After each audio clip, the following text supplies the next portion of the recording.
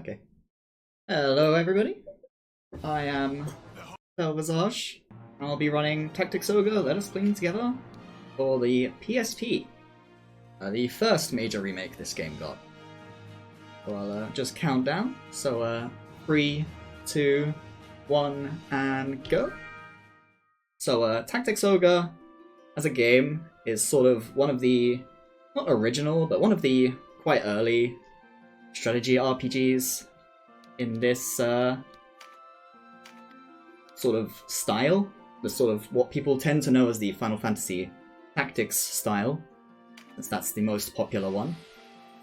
So at the very beginning of the game here, you get to select from 5 turret options, and they determine your main character's stats. They matter a little bit, especially at the beginning, and at the very end. I'm already getting good luck here.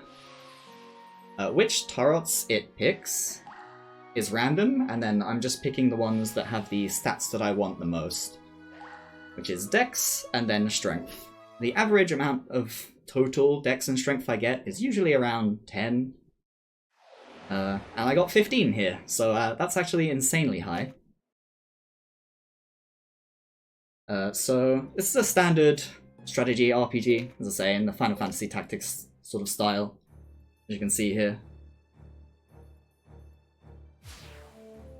For the first couple of fights here, I mean, this one's just like purely a tutorial,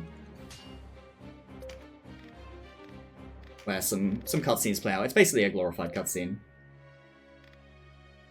Luckily, this game has extremely good cutscene skipping.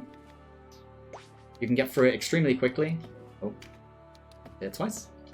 And at the beginning here, I'm going to be removing some equipment from some of these units in order to make them a little bit either more or less susceptible to damage, or otherwise... Oh, that's the wrong button. Or otherwise set them up to do what I want them to do in these next fights. These next couple fights are gigantic tutorial fights, and you have control over one character, and your character is incredibly weak, really, at this point. And there's lots of cutscenes to skip as well the entire time. But it does give me some time to explain a few things. So this game, most of the mechanics that I'm going to be making use of, I basically don't use the MP resource at all. But I do use the third resource that you can see on the screen on these characters, the T one, which is TP. You generate TP by attacking or dealing physical damage, taking physical damage, as well as time passes in combat. And it determines a couple things. It lets you use extra skills, which will come up a lot later. And it also makes it, it's used for finishing moves, which Lancelot does have here. And mainly, the reason I shot my own unit there was to build TP on Lancelot, so that he would be ready to use his finishing move on the leader of the enemy at the right time, basically, which should be his next turn. And there is a small chance he passes away in the process, but this is why I removed the equipment from one of my White Knights, because it changes their AI pretty heavily to prioritize healing, because they have no weapon to deal damage with. And Karshua here is also a healer, so she can help get him up to speed as well. But to some extent, there is a limited amount of control you have over these fights in terms of how fast they go. If he does not get the TP by the time he needs it, which it's starting to look like he might not, then I'll simply have to take the time loss. Okay, he's good now. He has 100. As long as he doesn't die to the Berserker, then we'll be all good. Oh, and he died to the Berserker. Right, so that's going to be pretty significant time loss here. Because we're going to have to slowly kill the Berserker now. There are some safer strats you can do, but they take so much longer that I didn't particularly want to... Well, it takes so much longer on average, so I didn't particularly want to incorporate it. I'd rather just do the normal strat and slowly kill the leader here. I guess this gives me some extra time to discuss the win conditions of fights in this game. In the vast majority of fights, until the very end of the game, the win condition for almost all fights is going to be kill the leader of the enemy. So we don't have to kill all enemies or anything, which would take an extremely long extra amount of time. Because honestly, killing enemies in this game can take quite a while, especially here in the early game.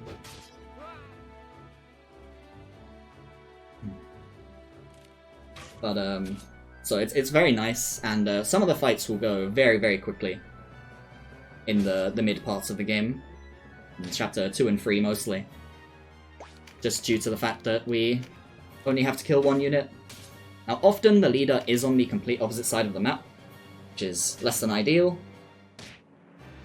But it's still much better to only have to kill one unit than have to kill the entire battlefield. Though, again, this is a gigantic, unfortunate time loss where Lancelot decided to die, which in my testing and runs and practice has been an extremely rare occurrence overall. I think it's because my Denim crit him on the first turn, which pushed him back, which put him in a lot more danger than he usually is. Which is unfortunate. So I suppose I'll use this extra time now, because it's still continuing, to explain the strange EXP system that this particular version of this game has. That many people dislike, but in my opinion is an interesting, unique take on how to do EXP in a game of this genre. So EXP is, you get it at the end of the fight, rather than like per action or anything. And it is spread somewhat evenly, not entirely evenly, but somewhat evenly among the classes that took part in the combat. And naturally we will be making gross use of how that works. Because there is some quirks to that type of concept in games. But right now, since so little of the game is under our control, we kind of just have to play the game as it would normally look at this point. Again, other than the fact that I'm shooting my own unit to try and build extra TP. To get Lancelot to kill the leader fast. The good news is that if Lancelot has the TP and is in range of the leader, he will almost always immediately go for the leader. There is another method by which characters gain power in this game, which is SP and skills. Every character can have up to 10 skill slots, and there's a whole myriad of skills that you can use to gain either power in stats or power in utility, accuracy, defense, things like that. That is associated with character more than rather than class. With regards to the class levels, it does mean that if you get a new character and switch them into a class that is a high level, that character will simply be a high level. And I think that was the idea, like the intent. They didn't want people to be recruiting all of these story characters and then have them be weak. Although sometimes that doesn't work too well because all of them come as new classes and people like to use the unique classes. But they wanted you to be able to use the new unique characters that you recruit and have them be at least a little bit up to speed.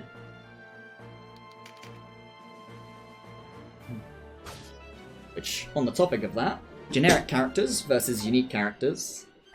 In almost all cases, unique characters are pretty significantly more powerful than generics in this game.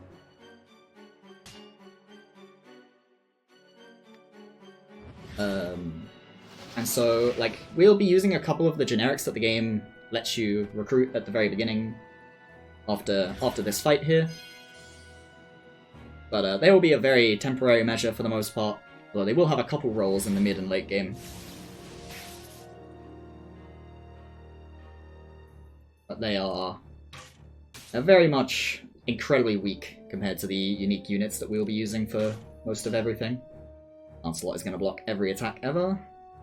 I think he's not going to have the TP, so I'm just going to have to hope that he hits the knight anyway. I think that's the only enemy he's in range of, so he is going to hit the knight, which is nice. But he's not. He doesn't have the TP for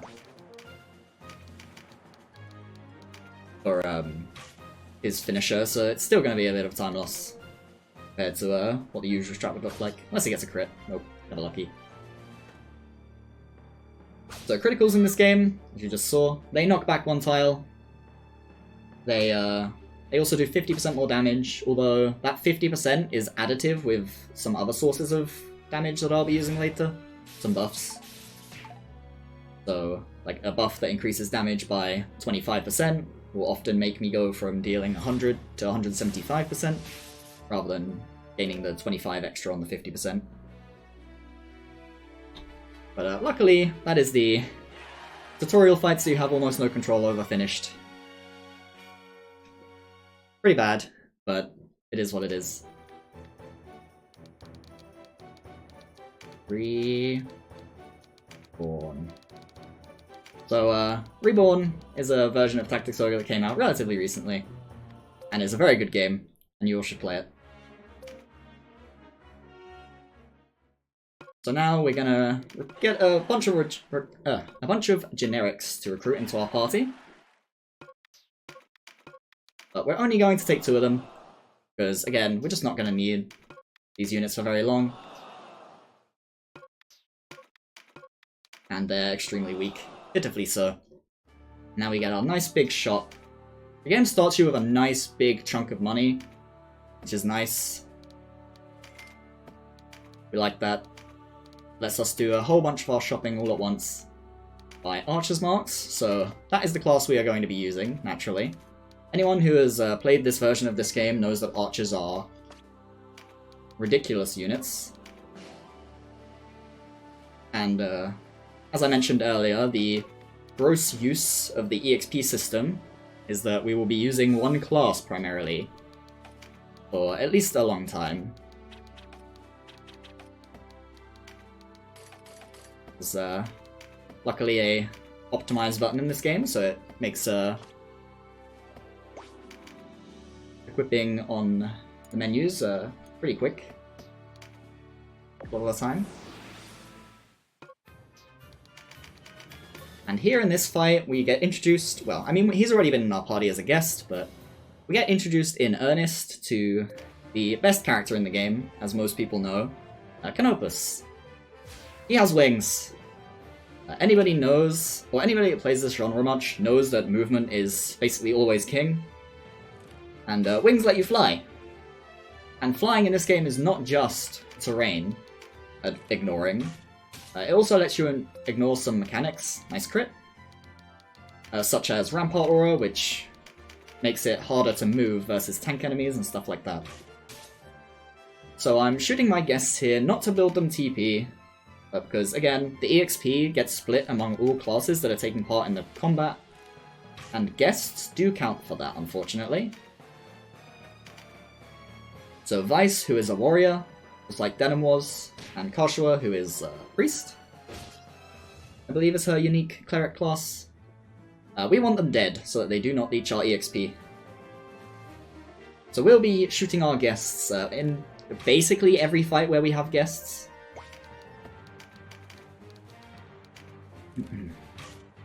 And there's another mechanic that was introduced in this fight called the Chariot Tara. It's a mechanic where you can effectively re-roll your turns.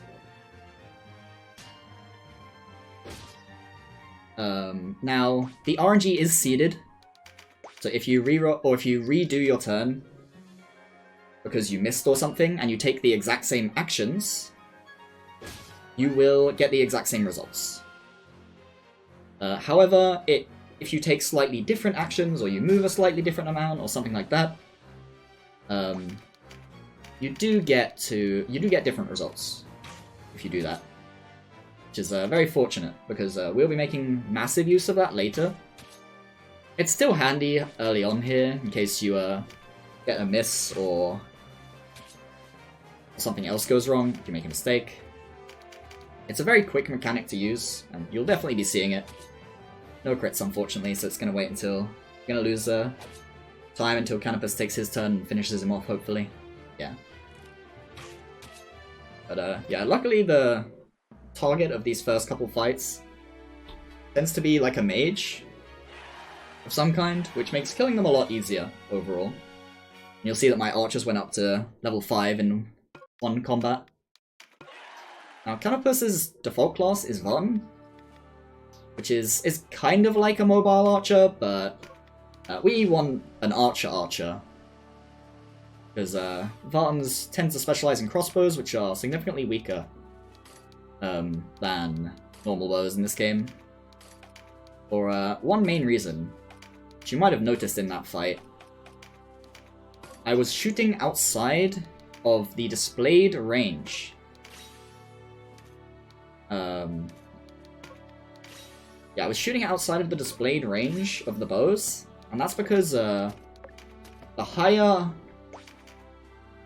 like, if you have height advantage over the enemy, the higher you are, the more effective range your bows have. However, even on flat ground, you can often get 1 or 2 extra range out of your bows. And of course, this does also go both ways. If you are on low ground, your normal bows do also have less shooting power. Oh. So some of these cutscenes in this game, you have to wait for like animations to play before you can actually take your actions.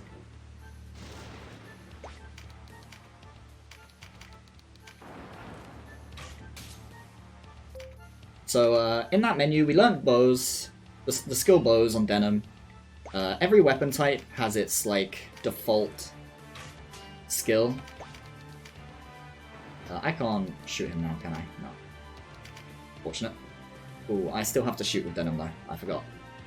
So I'm actually gonna do this again. I did forget that I have to shoot no matter what. The problem with not shooting here is I need my RT, which is what determines when units take their turns, to line up a certain way. The heavy weather is causing me major issues here. There's always rain here, as far as I know, but there's often less heavy rain than this. And rain does affect your accuracy of your weapons, especially ranged weapons, which is what we'll be using basically all game.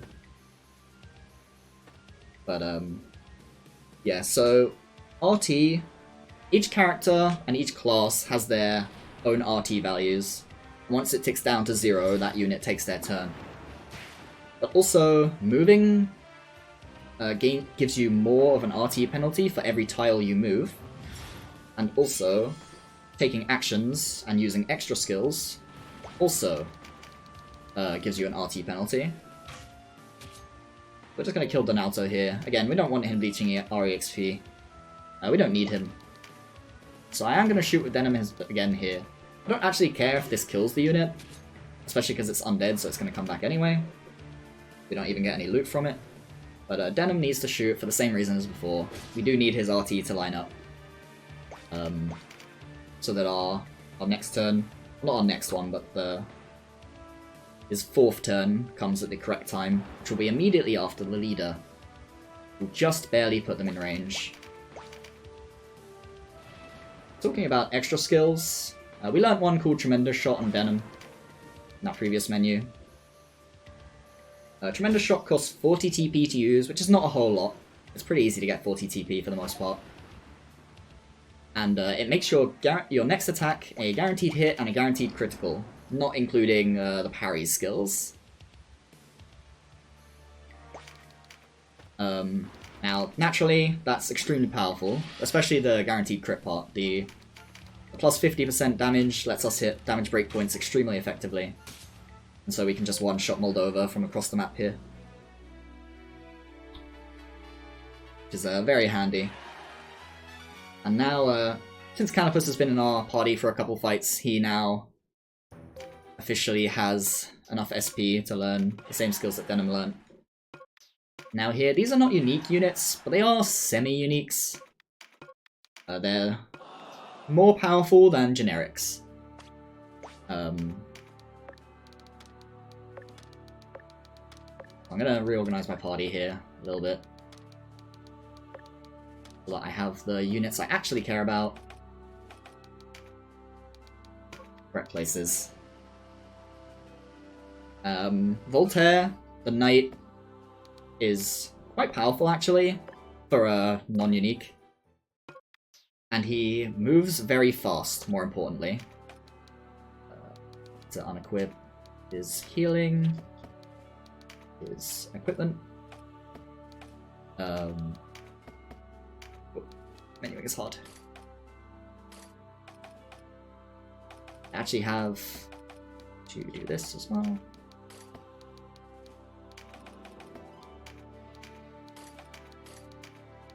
So we're gonna downgrade some of the armor here, because we want the DPS armor instead of the part of the menu. I haven't done Canopus skills yet. Must remember to do that. So we're gonna learn Tremendous Shot on Canopus as well. We're gonna be using Tremendous Shot for basically all game. It's considering you learn it at like level 3 or something, it is one of the most powerful skills in the game.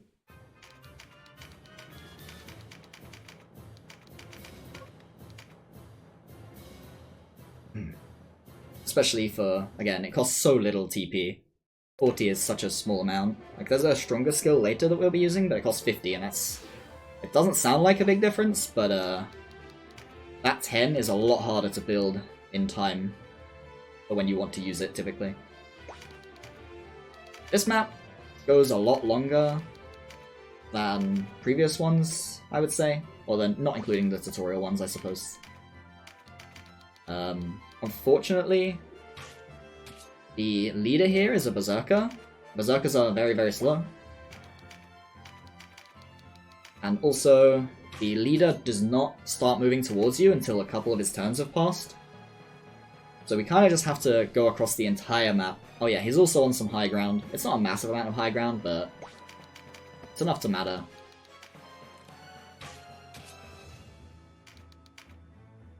So basically just have to slowly slog our way over.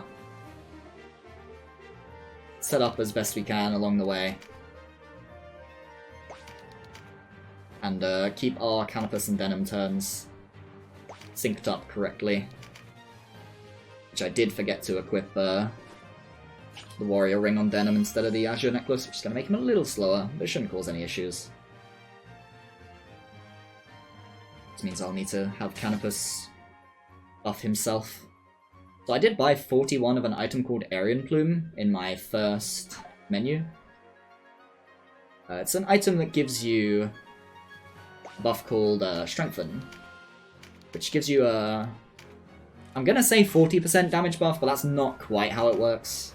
It only buffs a certain part of the formula. The part that does not factor in your, like, weapon strengths and stuff. And so it tends to be a lot less than 40%. It tends to be quite minor, especially early on here. But the difference is very noticeable due to the fact that many of the fights that I'll be doing are like you can just barely kill things in good time.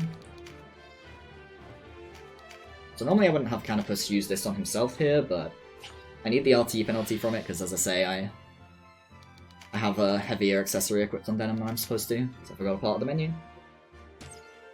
But it won't add much time or anything, it's just maybe a couple enemy actions.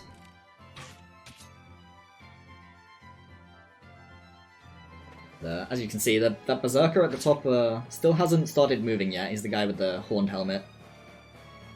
And he's still not going to move on his next turn, either. Unfortunately. He's just going to chill. And we're just going to have to wait. We're going to have to watch a lot of turns in the process. We are ready to kill him. We are in position. We are just waiting for him to move down a little bit now. Which on his next turn he will, and then we'll get our next turn very shortly after.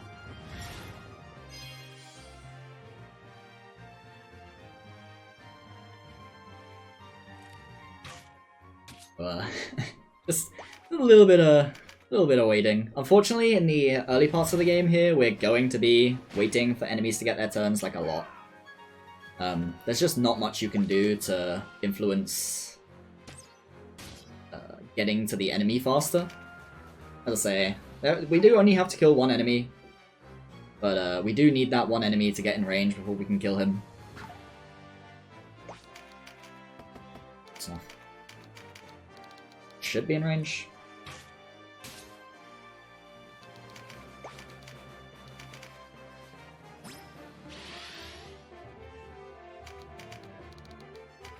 And there he goes. So this next fight is a little bit more involved.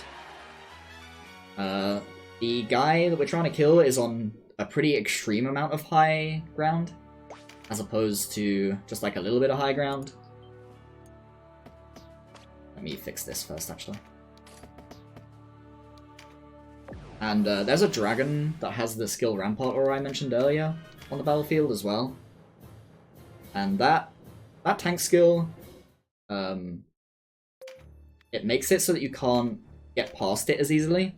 If you step into a Rampart Aura tile, you can't move any further. However, the way I move tends to make the dragon move in a certain way that he won't get in my way, but he does still have a chance to get in my way, fortunately.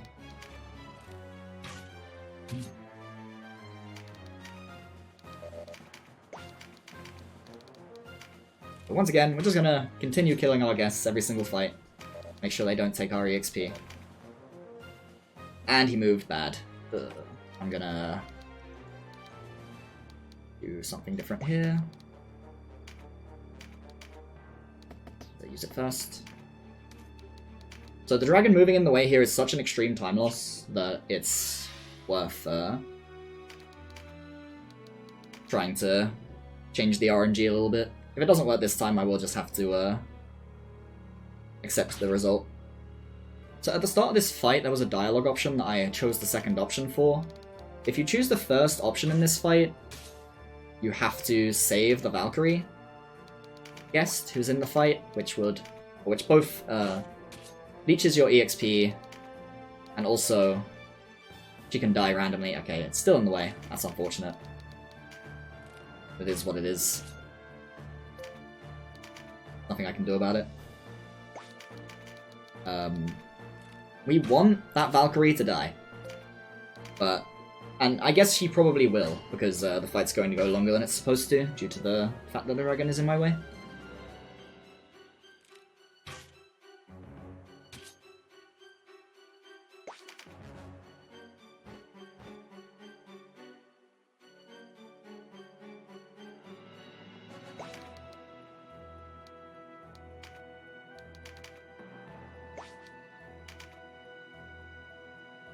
It is what it is, because Denim is only going to be able to move one tile now, unfortunately, and he really does need to move the full shebang on each of his turns.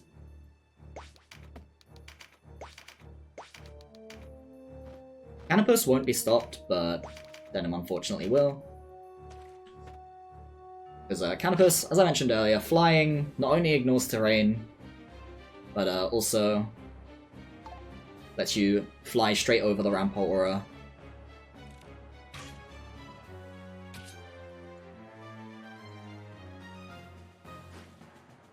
Fortunately, this enemy Valkyrie is healing instead of killing the guest.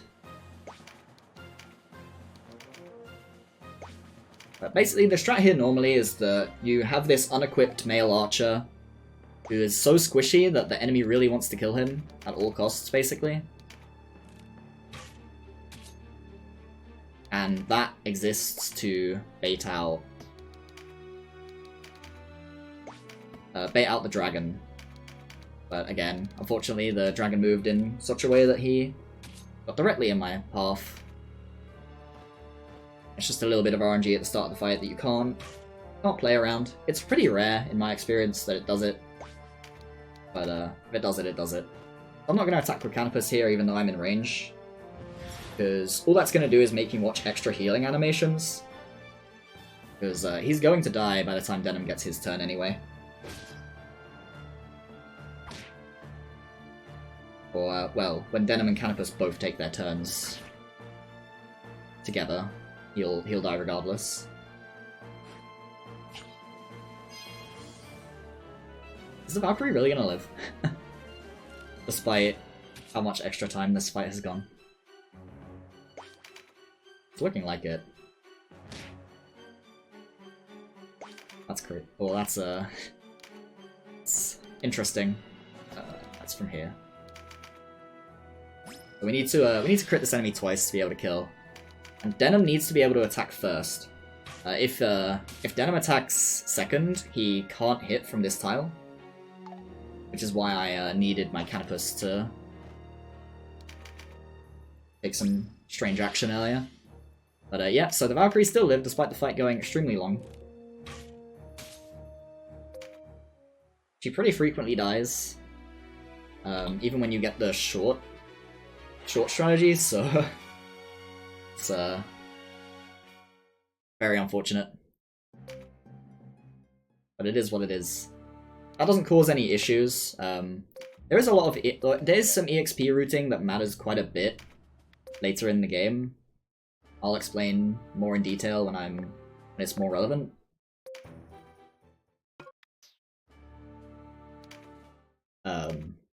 But that won't affect it, fortunately. It shouldn't, to be more accurate. So now I'm going to sell a whole bunch of stuff, because I want my money, and I want to clear my inventory out of all of the junk that's in it. Well, not all of the junk, but the vast majority of it. Keep 2 of these. I'm going to need 2, like, at the very end of the game, and I'd rather just keep them in my inventory. Full game, basically.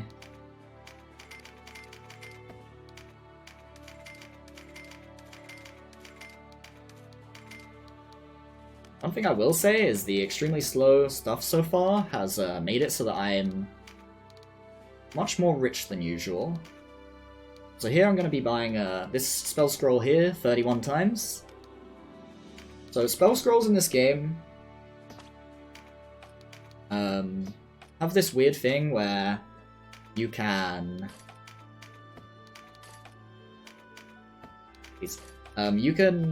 pass them in combat directly from the spell scroll, and they cost no MP when you do so. And they thought this was balanced, but I'm guessing they just didn't think too much about it. Unfortunate, random encounter. You can just flee from random encounters, so you don't have to worry about them. But every single one you get is naturally going to be a little bit of time loss.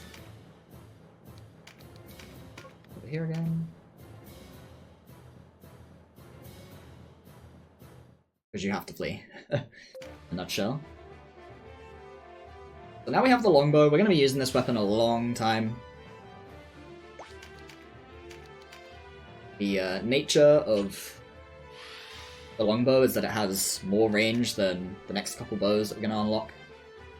And that is more important than the extra damage that they would deal most of the time. Nice, we got the crit, so Ravenous is dead fast. Move first, don't forget.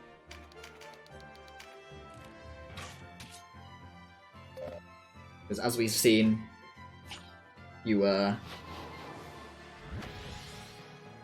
the main issue in fights is getting to the enemy more than actually hurting them.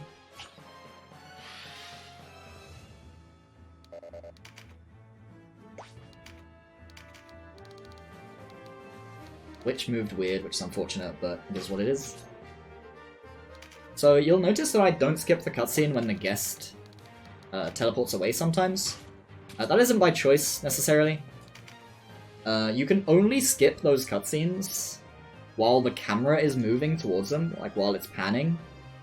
And if you miss that window and their text box comes up, you cannot skip the cutscene anymore, unfortunately. So this Instill spell that I'm going to be using quite a bit adds 25% as an extra, like, damage type, extra damage source. That was weird. Why did they not move? I'm not sure why the witch didn't move there. That might cause me some issues, but at worst all it'll do is add a turn. Not seen this happen. Because usually she moves a lot slower to begin with, and she uses stun on Vice, which moves her in range, but this time it looks like she doesn't want to do that. So the knight couldn't go to the tile that he normally goes to, and now I'm going to have to wait a whole turn to be able to get in range, fortunately.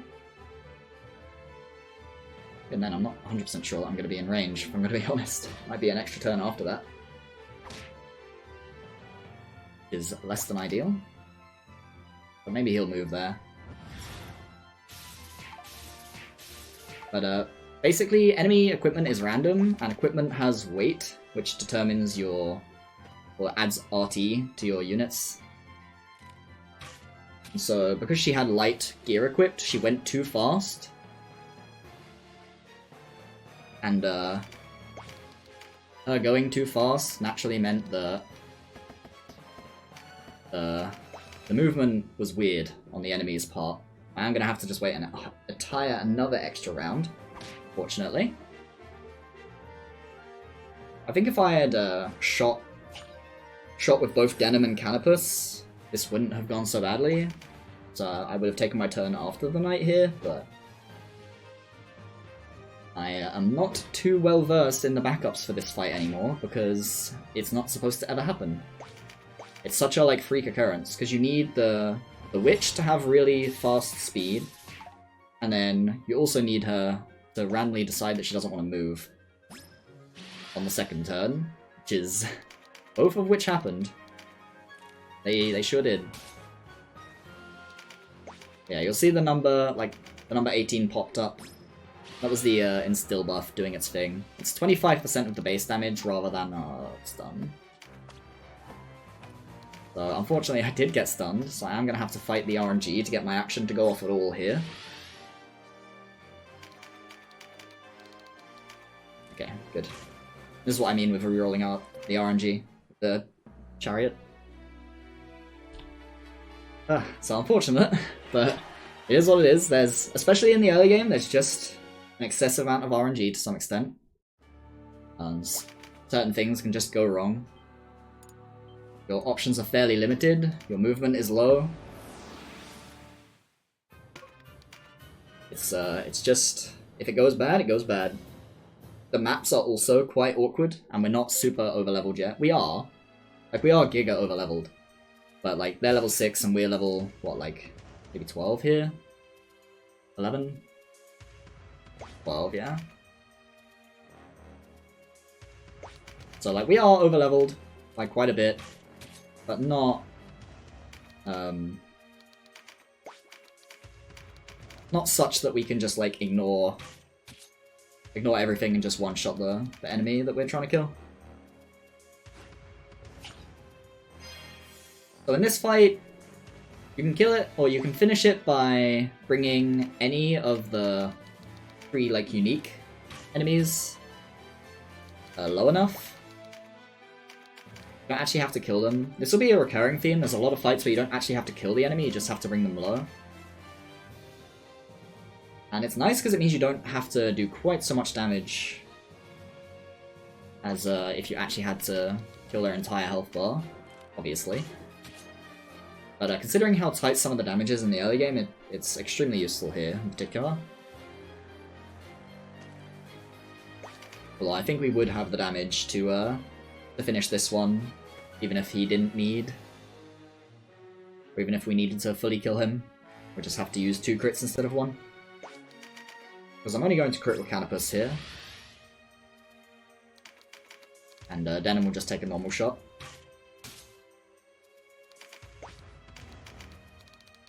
So you might have noticed on some of my characters that there's like a big blue line when I'm using a ranged attack before I select the tile. That's a skill called Trajectory that a couple of characters come equipped default, or come equipped with by default.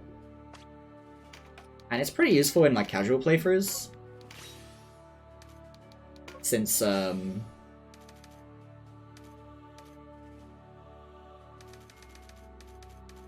you naturally, when you're playing casually, you're probably not experienced enough to know whether your bow attack is actually going to reach or not if you tried to shoot outside of the shown range. Part of the menu. This one doesn't really matter just yet, but I prefer to get it out of the way fast, so I don't forget it later. It's very important to a strat later on.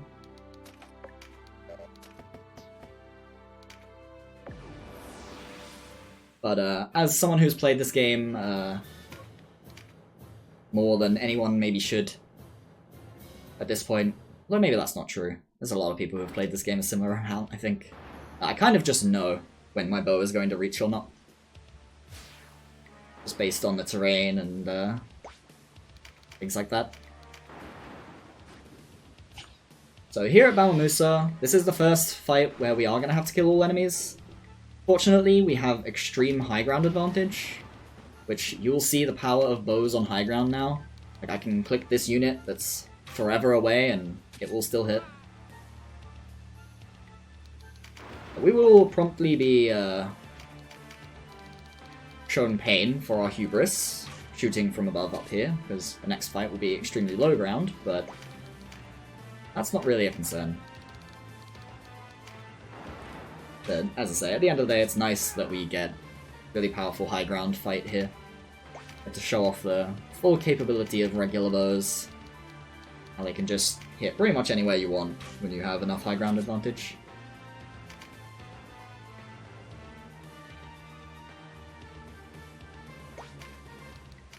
So the strat here is pretty simple. Shoot things until they die.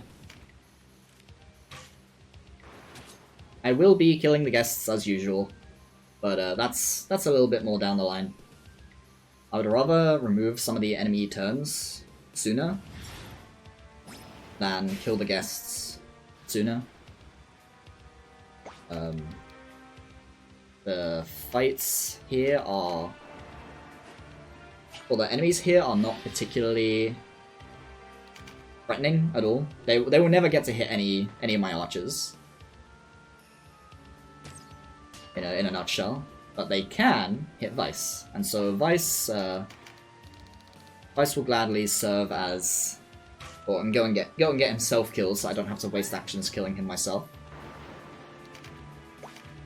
But I will have to kill Ravenous manually myself. As well as Kashawa. Because they're just going to sit up here and try and heal and such. Interesting, I actually didn't need the crit there. It's very rare for Denim to not need a crit. Kill an archer in this fight.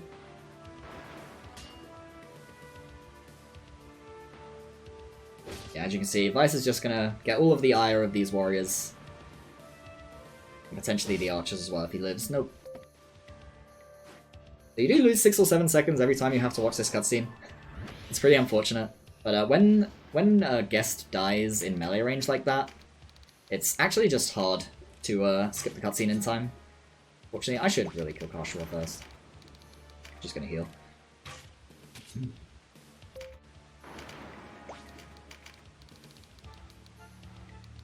Hello ones. Yeah, when they die in melee range, because the camera has to pan less, it's a lot more difficult to... First. Oh, I hope that kills. Good damage range, easy.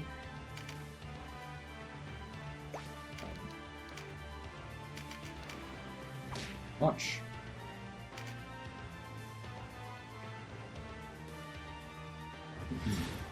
But unfortunately, Ravenous guests come at their own level, and they ignore whatever level the class is in your team.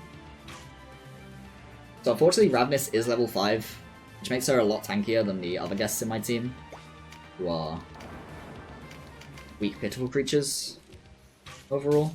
That's crit. I hope this kills. Should do. I have the strength enough. That's why I did it. There we go. So that's that fight done. We just from high ground, rain death upon them. And now we get to choose our first story route choice.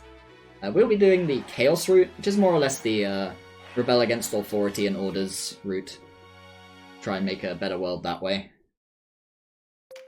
The reason I'm doing the Chaos route, and is basically the only route I've ever done speedrun, is it has the least amount of fights where you have to kill all enemies. It has no extras. The only fights where you have to kill all enemies that it has are the ones that you have to do in every route.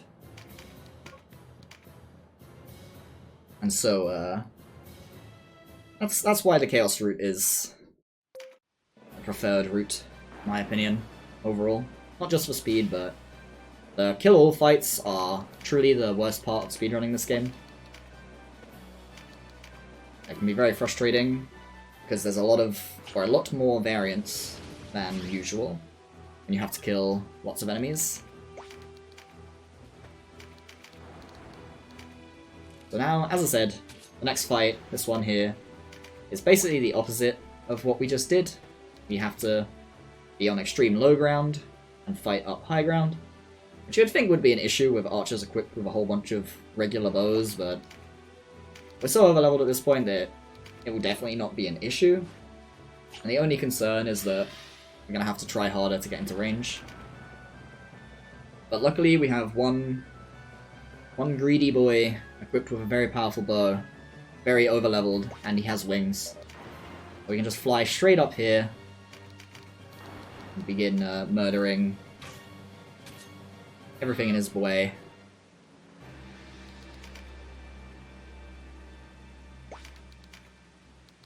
Well,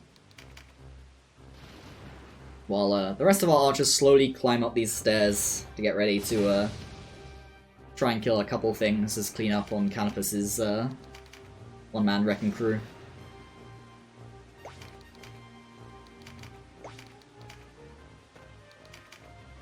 But the thing about bows is the low ground disadvantage, it just isn't that significant overall. Like it is, like when it matters a lot. But you're so rarely going to encounter any actual issues with it due to how much range these bows have anyway, by default, and the fact that you have extra range even on flat ground. So let's go this time.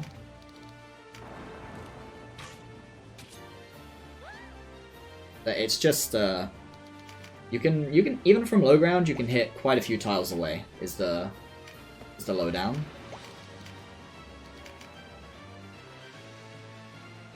And massively outrange your enemies. Especially since enemies do not target outside of their range. Even if they are equipped with regular bows. They can only see the range that they have. So it basically just gives you an inherent range advantage over enemies to be using bows. So Canopus's main job here is to sweep as much of the back line as possible while the others can clean up the front line.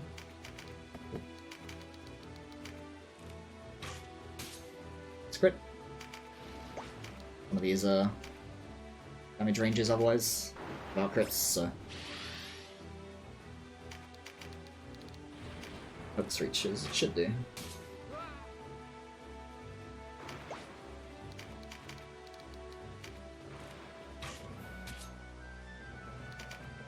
Just slowly picking off the enemies one by one. I say slowly, it's pretty quick. Kill every single one of them in like 2 shots at most.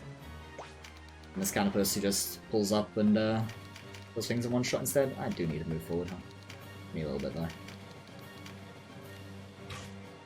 This archer is in a really awkward spot.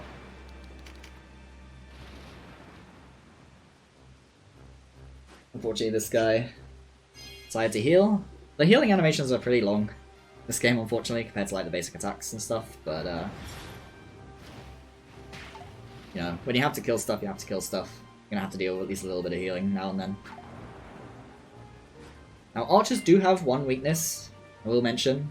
They do have less move than like the average, but you know, they have enough range that it kind of overpowers that. weakness. It just tends to not matter. More funny crits. So I'm pretty fast overall this fight. It's awesome.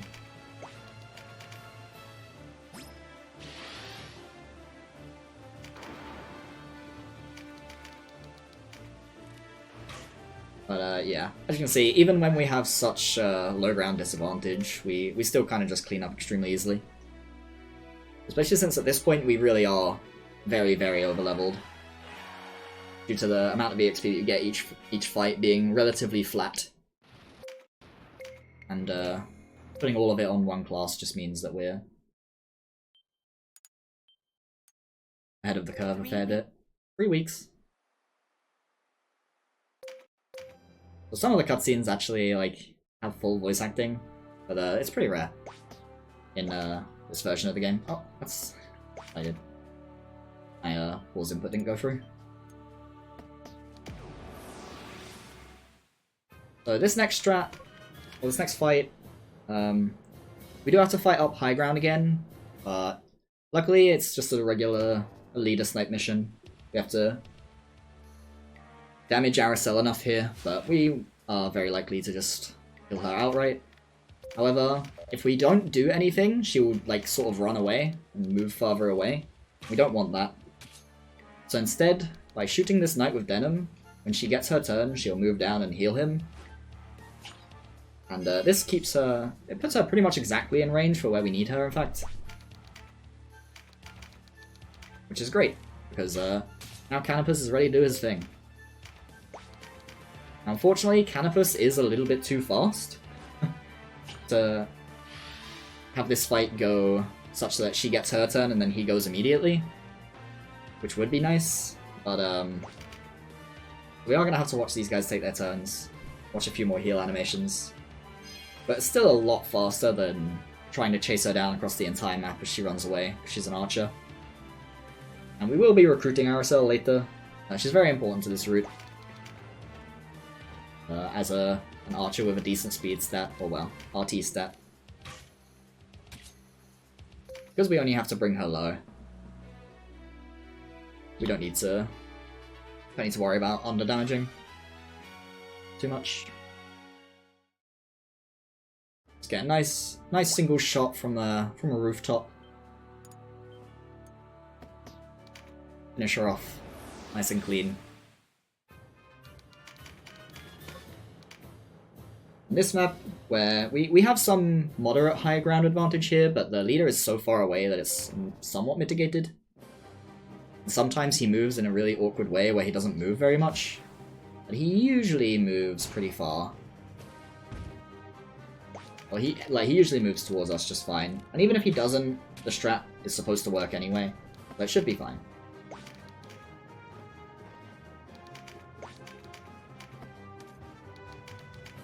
To clean up my inventory in the next shop. These consumables are getting in my way. So some of my extra units are staying in the fight. They serve two purposes. So yeah, sometimes he just moves really far away. They're backups, but if something goes dreadfully wrong, like I somehow miss Koshua a bunch. But also I need Sarah and Voltaire at least need to exist in the party so that they can build SP. Because as I mentioned, SP is a character-specific way that characters get stronger. So because the enemy moved in such a bad way, I am going to crit Canopus here. It'll move him one extra tile. Just as a sort of safety measure. I should be able to reach him from there. And this does put me at a tiny bit of risk on my Canopus. Like if I get crit a lot, then he can die, but he has to get crit a lot for that to happen. He has to get hit by everything, and then he has to get crit by at least 2 attacks as well. So, pretty unlikely to happen. Oh, not melee. Hopefully this actually hits. Yeah. So, another fight where we didn't actually have to kill him. Just had to get him low enough. That was nice. Because, again, a lot of these fights we could kill outright if we needed to, if we just use the instill buff. We'd rather save it. The instill buffs cost a lot more than the Arium Plumes. The Arium Plumes cost 300 every time you use them, effectively. Because they cost 300 in the shop. As the instill buffs cost 1000 per scroll.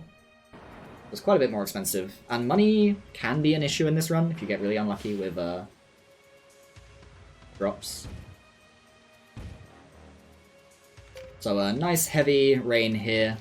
It doesn't massively matter, but as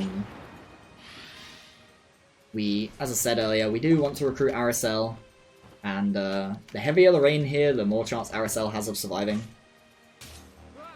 Rain has a second effect, other than just doing the accuracy stuff I mentioned earlier. Certain tiles in the rain hinder your movement, and it takes like extra tiles worth of movement to move through them. And so this map being very rainy like this means that enemies can move less far. So Aracel is just significantly safer from, like, because she can die if she gets crit a whole bunch. We end the fight so fast that it's very unlikely, but unlikely is not never, unfortunately. So the odds are still there. The heavy rain does also mean that they are less accurate when they're trying to hit Aracel, so she's just a whole lot safer in every single way, basically, when it's heavy rain here.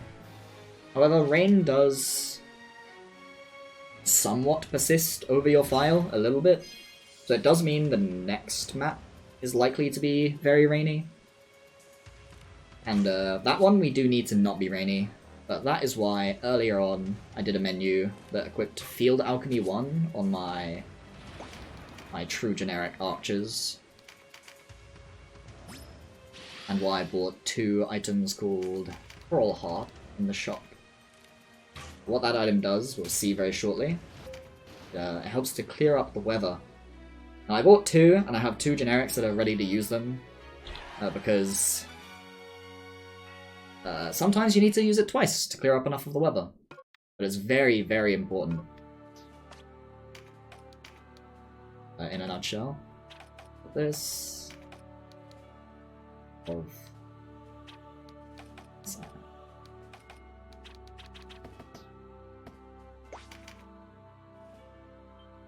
Because the next fight, the leader is very far away. I actually want to double check that I actually equipped this. I'm pretty sure I did, but I've had a habit of learning skills and then not equipping them, so you know, double check. Yeah, he is very far away, but he is a ninja. Ninjas have 5 movement, but he does have to move over some swampy bad tiles. So we're going to use the coral hops, clear up the weather. Because they're unequipped, they'll go faster than him, despite the fact that he's a ninja, which is a very fast class.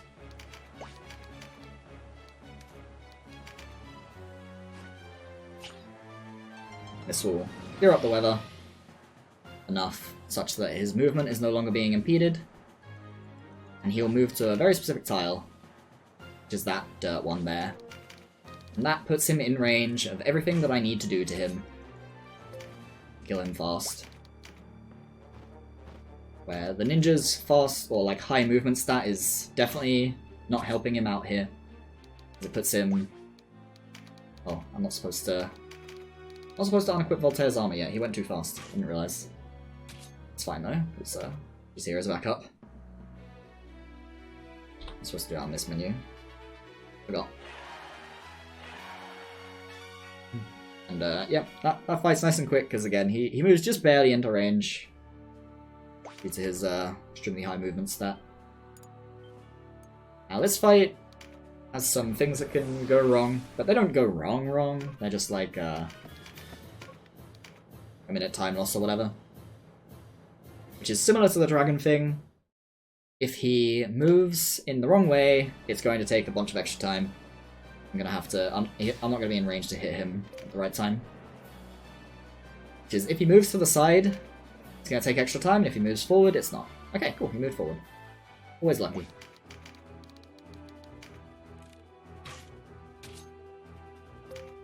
regularly scheduled sister murder, and then to our childhood friend a couple times. Because from this tile here, I can just barely reach him from here. Just barely. If he's even one tile away from there, we can't reach him.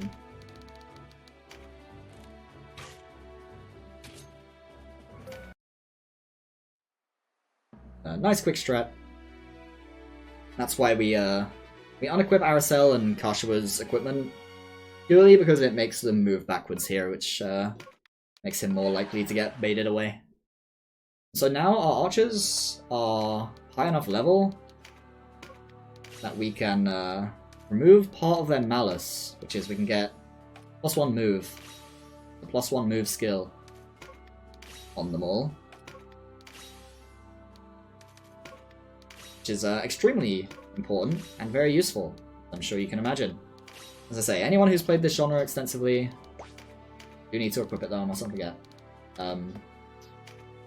knows that movement is king. Oh, I actually need another slot. Strengthen 1 on Sarah. She's going to be very important for one specific strat down the line. Now we're going to be switching some people out of Archer. And so I guess this is a good opportunity to explain that this game, when you beat it, it has like a New Game Plus mode where you can go back and replay story fights to do the other story routes and stuff. Oh, I didn't equip Aracel, did I? It's fine, put it here.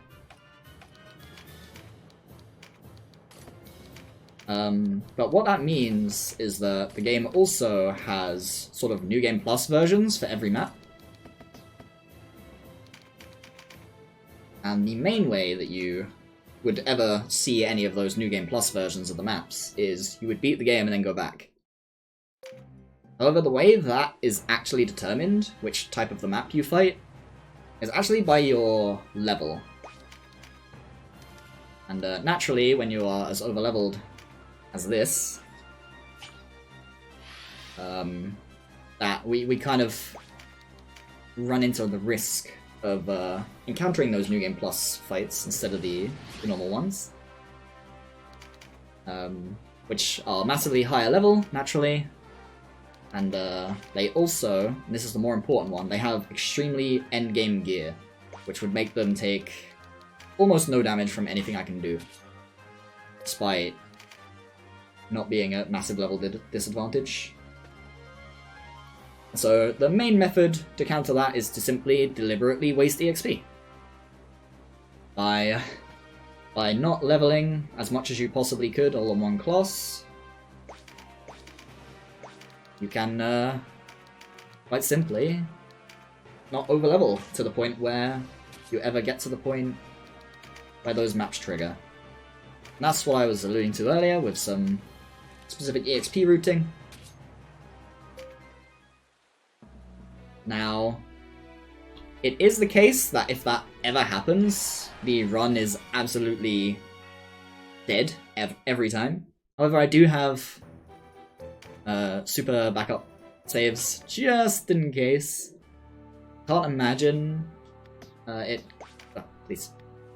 going that wrong, but just in case, I do have a full set of saves at every single fight. Just in case something somehow goes extremely wrong.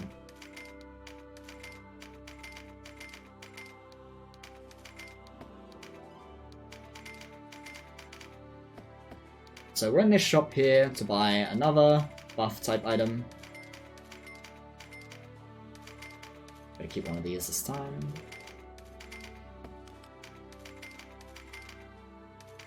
And that one is... we also need to buy a couple actual weapons here. We need the 2 Balder bows and a bowgun.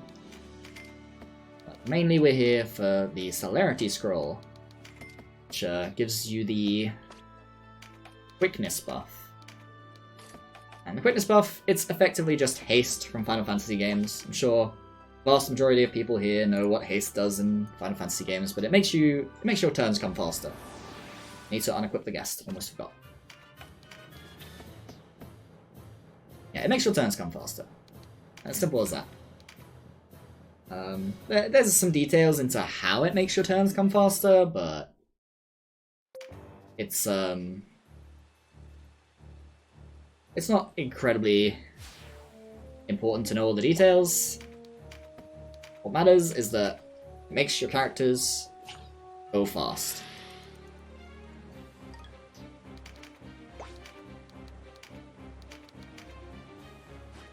We want it on this fight for a couple of reasons. One, we want Canopus to go a little earlier, so that he can shoot Volker in the face.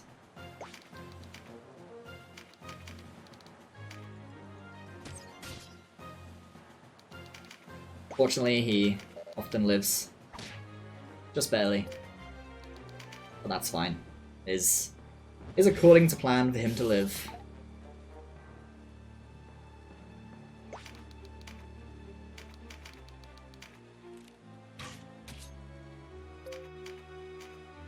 And now the leader is that berserker that's like on the super giga high ground. This is why I equipped a crossbow. Sometimes on his turn, he doesn't move and he just sits there right up at the top. And uh-oh, is that an issue?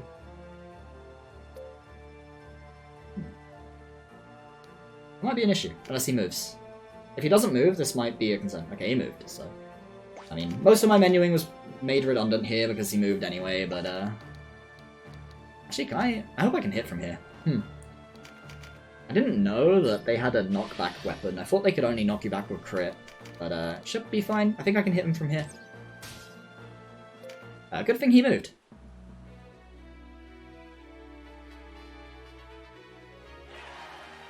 Good thing he moved. This could have been Clown Fiesta. So since the Valkyrie lived, we get the opportunity to decline Bayon joining us here. If she died, he just forces himself into your party. And I get laden with another guest that I have to kill off.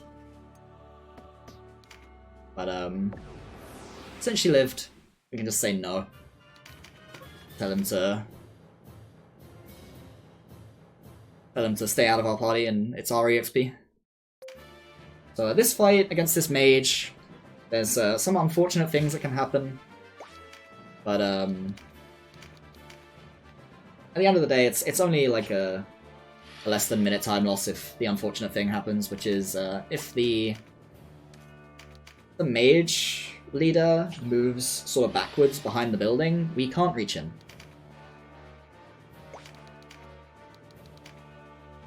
And we'll have to wait an extra turn. But I mean, sometimes he will, sometimes he won't. We'll see. I've tried so many things to try and manipulate his AI to not move backwards. There's nothing I can do.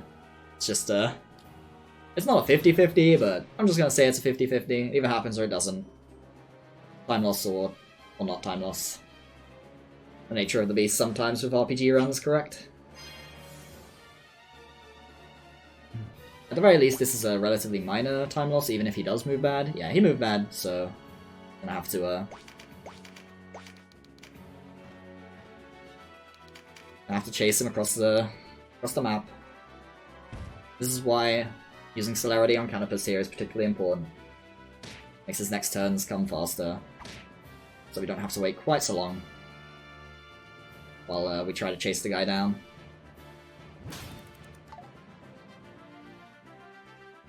Luckily, he's a squishy mage, so we don't need basically not much extra to kill him.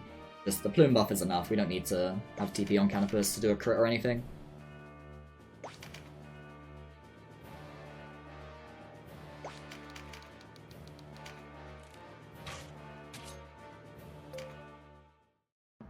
It's not a massive time loss to do this.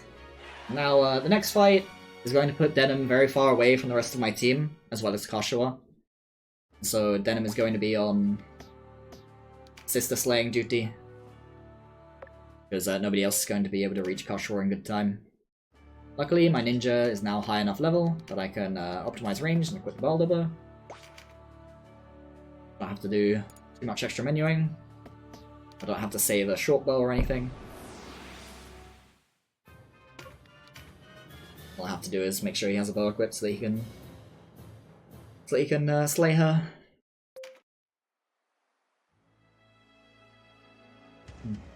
So this is a ban guy again. Once again, we don't actually have to fully kill him.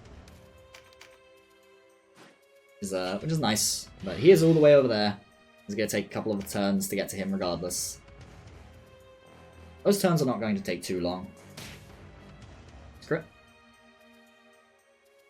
Come on, crit again. Do it. Aw, coward. It doesn't matter, but it's funny seeing them try to kill Denim and have it matter. Meanwhile, Canopus is gonna pull up over here and rain death from above. The power of most of the maps in the game being, well, not most of the maps, many of the maps in the game being towns and cities and stuff is there's a lot of buildings and like ramparts on castles and things like that to shoot from. So being able to fly naturally is just such an incredible advantage. I'll say it's an advantage in basically every game in this genre to be able to fly. A pretty significant one. And this one in particular, it really just goes above and beyond due to how much high ground there is to make use of. So we just shoot him dead.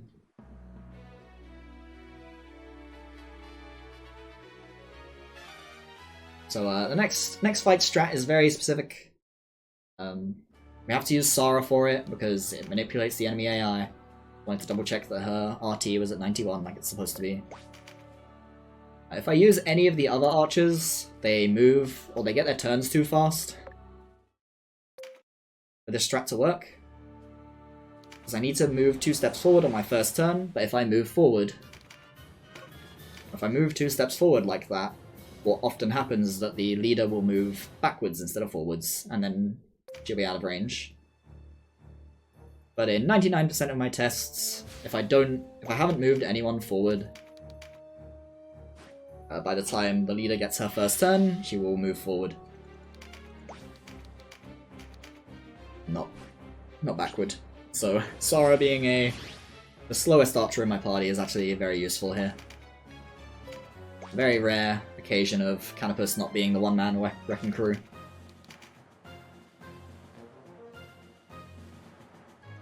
Which ends up being useful here. This strat also only barely works because Ramados, the leader's movement, is 5 per, or maybe 6 per tile. It's extra per tile. Let's say it like that. Compared to Archer. And so she moved 2 tiles, but was a little bit faster than me, and I moved 2 tiles, and I was a little bit slower. But she gets extra RT penalty compared to me for moving, so it didn't matter. So the next fight is a Denim 1v1, so we do have to switch back to Archer here. We don't have to, we could win it as a Ninja. Just fine. But it would take a lot longer, so there's no reason not to switch and then switch back. The menu time is significantly shorter than time spent, or the time that would be spent killing him as a ninja instead of an archer. I'm also not sure what it would do to my EXP if I'm going to be honest.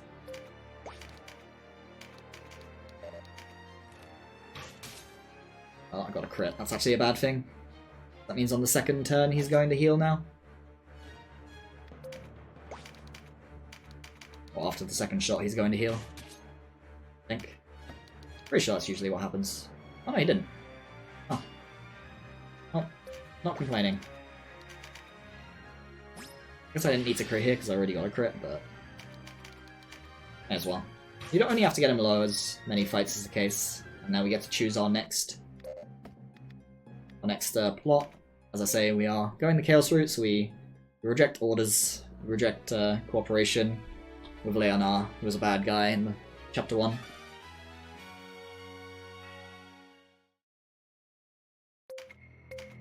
Skip a whole bunch of cutscenes, again, as you do every chapter transition. 4 weeks.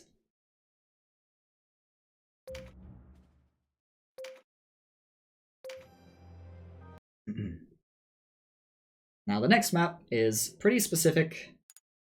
We're just barely in range to attack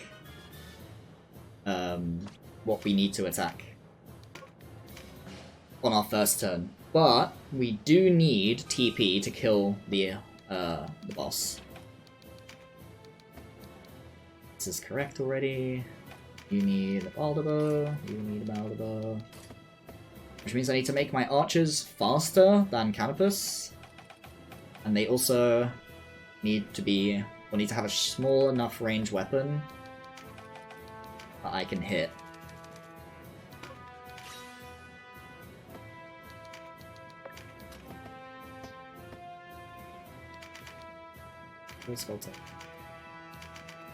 Round. Which I'm actually going to fix that now. Put them in the wrong order. It will mess with my menuing later if I don't do this, so... Yeah, Tactics Ogre has 2 major remakes. This is PSP version, and then Reborn, which is more modern. This is the PSP version, with the more janky mechanics, but... in my opinion, it tends to be a better speedrun in many ways, due to the fact that you... It's basically due to the fact that it's shorter, is the lowdown. It's a nice, chill, brisk walk through the game, using a bunch of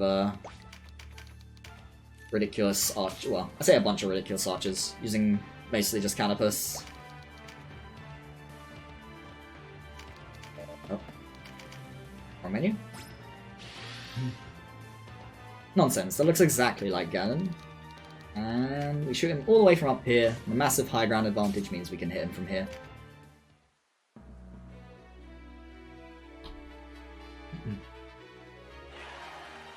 So, just barely able to get the kill with both buffs and a crit. And Strengthen 2 that we have the SP to equip now. To learn. Very nice.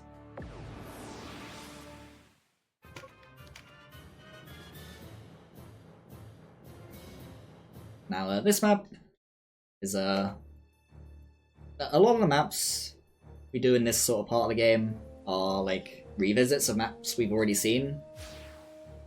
A lot of the time it's from like a different angle, but this time it's not. You're pretty much in the exact same position as you were the first time.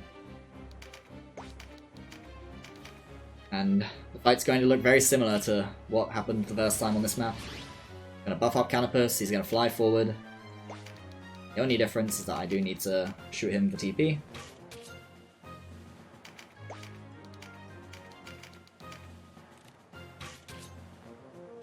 Just barely get the 40, although it wouldn't have mattered. The thing is, he's going to have to wait a long time for his next turn, and that's going to build him a little bit of extra TP, so...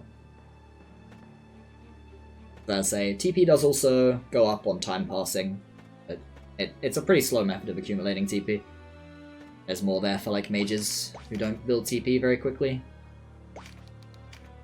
Because you only build TP, you build TP with actions with physical actions. You right, yeah. Just had to double check the name.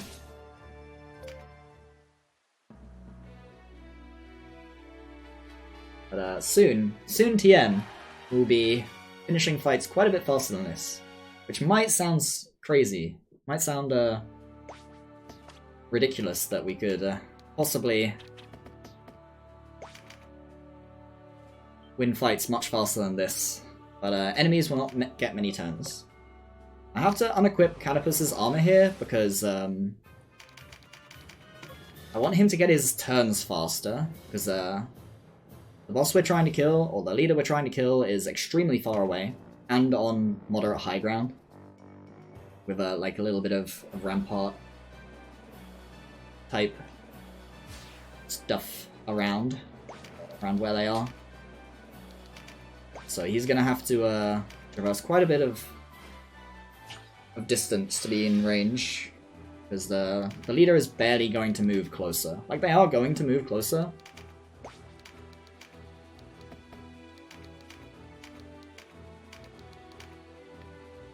But, like, only barely.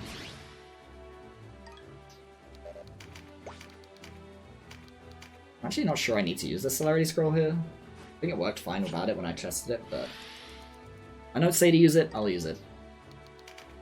Now we get to wait a whole bunch of turns. There's quite a few enemies in this map, due to the fact that it's like 2 different paths to get to the leader. Like, up the front way, and then the way I'm going, which is like around the back way. In a later fight, we will go the opposite way. But, did I instill already? I'm not supposed to. Oh, that might wear off, which could be bad. I forgot, I'm supposed to instill with Venom. And not an archer. But he got hit, so it's fine. Because now, even if my buff wears off, it can wear off due to the fact that my turn order is... Well, my Canopus is going to get a few turns. And there's a little bit of RNG on whether the instill buff falls off on the 3rd turn or the 4th. But the leader moved into the correct position, so that's fine. And the instill is only there as a sort of backup in this fight. If every enemy misses you, then by the time you get to the leader, you won't have the TP to use critical shot. Like, you can see that it fell off there because I cast it too early. But I have the TP, so I can just cast tremendous shot and kill her this way instead. Even then, you can get the kill without either by hitting a damage range. But naturally, that's not a particularly reliable strategy. I need to re-equip the armor. Oh, and I need to equip longbow on you. Or longbow. She has the SP learn, not jump, the foot now. Want that, sure.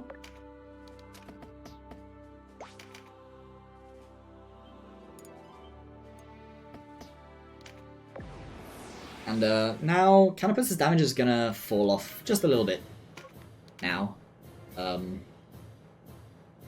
We are still on a somewhat old weapon, as well as the fact that we're gonna fight a whole bunch of knights in the next part of the game, and knights are pretty significantly tanky. So all the time Canopus won't be able to finish the job alone. So we'll be using Aracel as a sort of backup until we can get a more powerful, skilled, and tremendous shot in Canopus. We need to get our power where we can. Now in this fight, the leader sometimes moves directly forward and sometimes he moves to the side.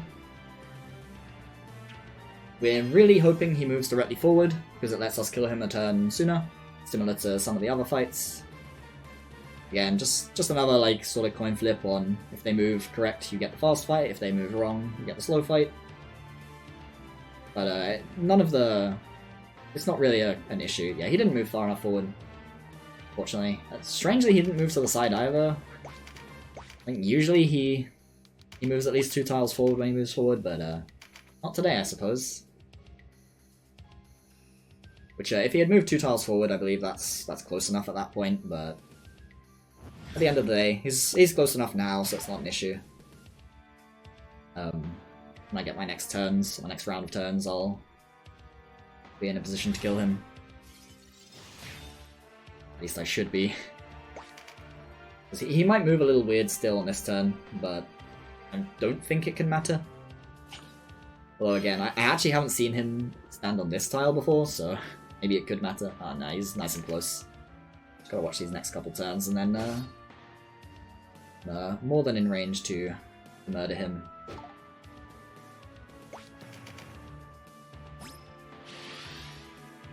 Is very, very in range.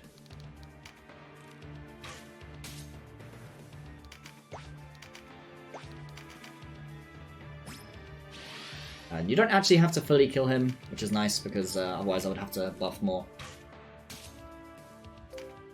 And you have to get him to like 20% or something.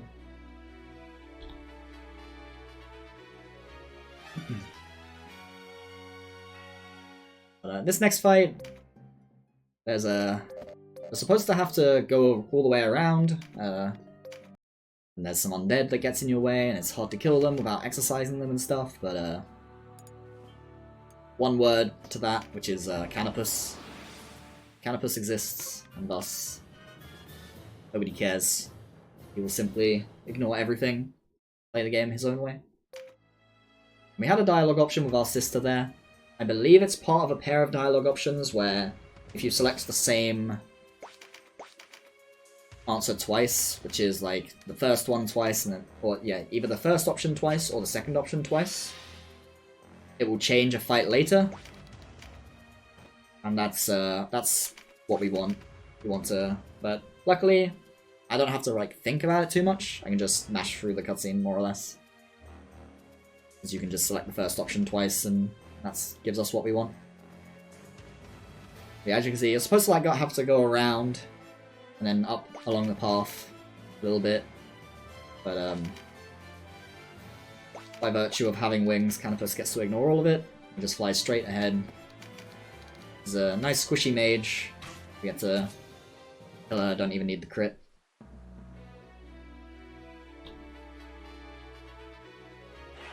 Now Aracel is going to need strength and skill now as well, because got another fight against the knight where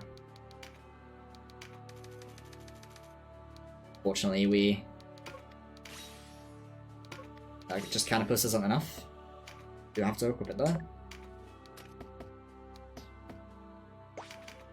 However, this is the last fight before I unlock the strongest spell in the game, which we won't be casting manually, as usual.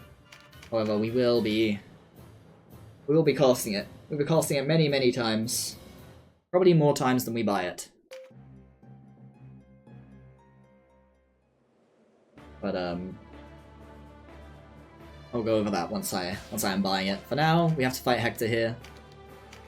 He's again, he's a tanky knight. He's on a little bit of high ground, but it's not too extreme. So it's just fine. You can just kind of move forward a little bit, shoot him a couple times. Job done, as usual.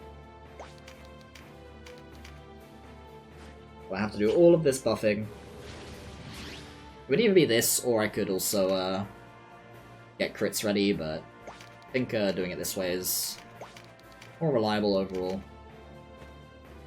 Just need to move a little bit forward. Not the full distance to save some of the RT penalty, but close enough that I can reliably be in range to shoot him. And that's usually the tile he stands on, so good to see.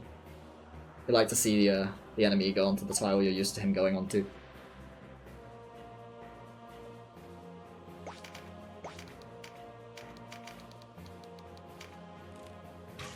We can shoot him from down here. Pretty much just barely. My damage is short. That's interesting. I wonder why that's happening. I wonder if I have a weak Canopus. So one thing to note is that the stats of your unique units even is very slightly randomized, which can cause things like that to happen, where I was short 2 damage. So now I'm going to make a short trip to the shop, after these cutscenes I guess, to buy my Paradigm Shift scrolls. But first I'm going to sell all this stuff. We don't need, not you. Sell that, later.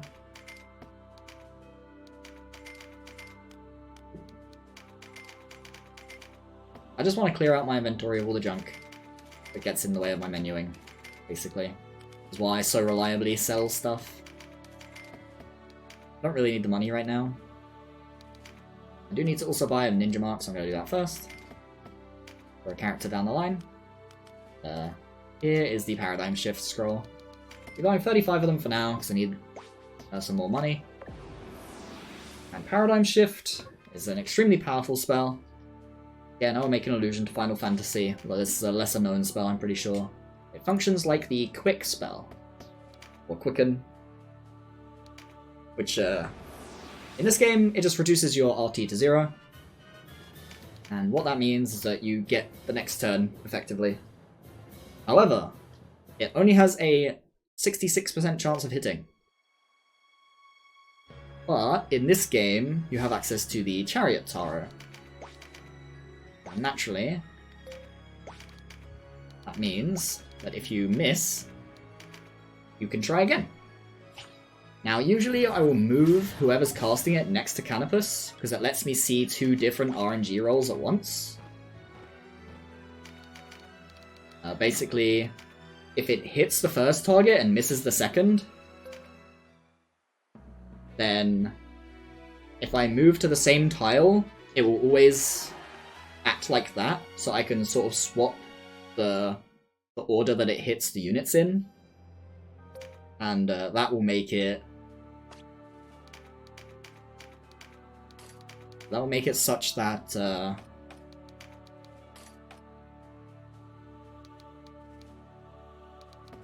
Sorry.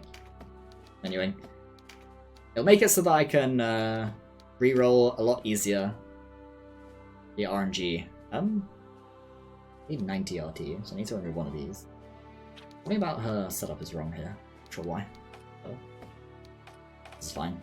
Now we will be learning double shot on Canopus, which it's a skill that kind of just does exactly what it says it does. I don't think it massively needs explaining. It lets you shoot twice. But there are some caveats to it. I mentioned earlier that this costs 50 TP instead of 40. That's actually pretty significant a lot of the time. Sometimes I can just barely build 50, sometimes I can't quite build 50. Things like that happen. But also it has some restrictions. For starters, it only actually works if you are within your displayed range. Which, for most of the game, I've been shooting way out of my displayed range, right? For double shot, I'm not allowed to do that. And secondly, and this is a big one, if you crit on the first hit, you will get a knockback effect. And then, that will make the second shot whiff entirely. Which is extremely frustrating. Because it really is just a... got 49, so I'm gonna have to shoot him with Sara here. Yeah, it's extremely frustrating, because it means you have to try again, effectively. Which on some fights, I don't really have the leeway to try again on a different RNG roll. Like here, I'm pretty sure my movement is airtight, so if I get crit on the first hit here, I'm just gonna have to wait a full turn instead. But I did not get the crit, so all good. I did get the crit, but I got on the second shot, so it's fine. In Reborn, they did fix this annoyance, and if you get a crit with the first hit, it doesn't knock them back until the second hit is over. But unfortunately, older game equal more jank. That's not the longbow. I keep going to the bottom for some reason. And I am going to switch back to Tremendous Shot here, because I do need it for the next fight. And I am going to try and use Tremendous Shot where I can, because again, those restrictions are quite frustrating to deal with at times. So it's much better to just be able to trust the crit. The crit also does, or Tremendous Shot does also give you 100% accuracy. It rarely matters, but it can matter sometimes, so better to make sure you're doing things the most reliable way possible.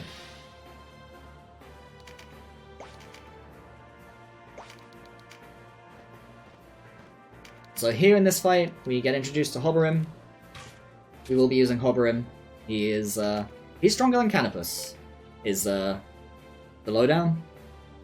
He's not better than Canopus, because Canopus flies, and that's still significantly better. But Hoverim has, honestly, completely unfair stats.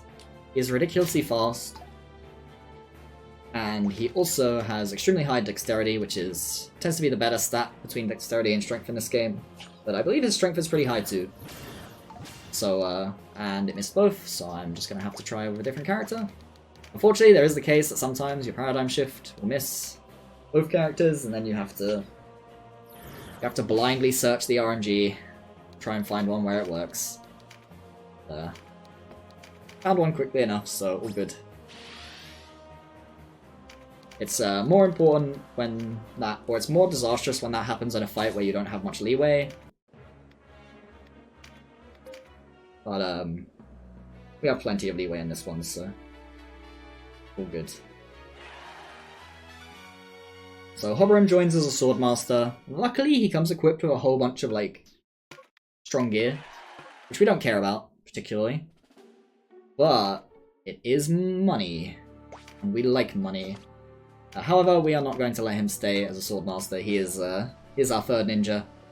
Strictly speaking, the way I see it, or the way I think about it, I guess, is he's my second ninja. Because he's far more powerful than Voltaire.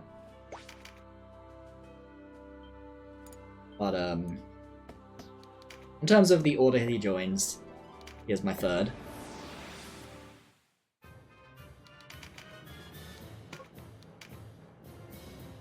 So now we have this map again. As I said earlier, we are going to go the other way this time. Now that we have Paradigm Shift, we're far more effective at actually traversing the map, versus in the previous map, a lot of the traversal was the enemy moving towards me. In this one, I'm going to mostly be moving towards the enemy. The annoyance with the enemy here compared to the last one is that he's a heavy armor class. He's a Terra Knight, which is quite a heavy armor class, and also is extremely slow.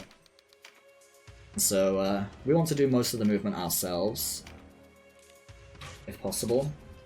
And luckily, there's just enough movement leeway that I can do just that. Need to do this first. I needed to do it after his turn was over, else it would fall, or it would often fall off on my final turn before I kill the enemy. And that's not good. But luckily, the easiest way to like get different RNG rolls is to be on a different height when you cast a spell. Oh. This is frustrating. At the end of the day, I do have a backup for this if I can't find one where it works. Okay, I found one where it works. All good. That's extremely questionable. But sometimes it's hard to find good RNG. This is the power of the chariot. You just get to go again until you get a favorable outcome. Please don't crit me. So if you get crit in this fight, it actually is extremely disastrous. If it knocks you back. Because movement is like kind of airtight in this fight. If I'm even one tile away from where I need to be, I'm just not going to be able to reach the enemy. But looks good. Should be able to hit from here. This is the normal tile. Just barely. Once again, guy dies in one shot. Despite being a heavy armor class, the Terra Knights do not actually have very good defensive stats, so... But now, I'm going to learn another slot on Canopus. And I'm just doing this so that I can equip both Double Shot and Tremendous Shot at the same time. It's definitely far better to do this than to get stuck in a position where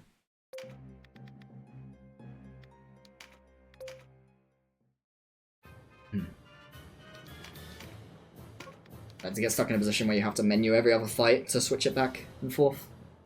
And so here you have the choice to either do a 1v1 versus Leonar with Denim, or to use your entire army versus his army. Luckily, the boss is just barely like in range that it's definitely faster to do it this way on this route. Due to the fact that Canopus can get the job done. Yes. Hopefully I get a crit here. If I get a crit, it means I can use double shot this turn instead of having to do it next turn. Alas. Gonna have to shoot him with Aerosol. There. This was Sarah. Again, hopefully I can stop getting bad RNG on all these paradigm shifts. Got me pretty unlucky with it. Oh my god. Just had to say something. I just had to say something. Oh, please, game. Okay, so at this point, it might have been slower to do the army fight, but, you know, it is what it is.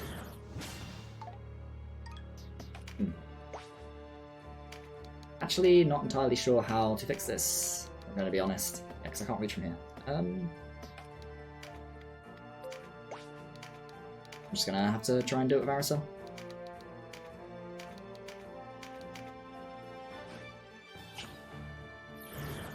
This might cost me an extra paradigm shift. I think I have to do it from here. Because I'm not gonna be able to kill him. Pretty sure tremendous shot is not enough. I need double shot. Just an unfortunate sequence. Yep. I can't reach Canopus from here, so I'm just gonna have to. I'm gonna have to use 2 extra paradigm shifts. Might have been better to just wait out the turn at this point, but should be fine. I do have, like, spares in that shot, just in case things like this happen. If it continues to happen... I said, if it continues to happen, it might be an issue. I say, money can be tight in this run. Oh my god. Right, you know what? I cede. I will simply go back to this turn. We'll wait the turn out. I should have done this in the first place. Wow. Ugh, that's 3 times so far that my paradigm shifts have been completely unsalvageable.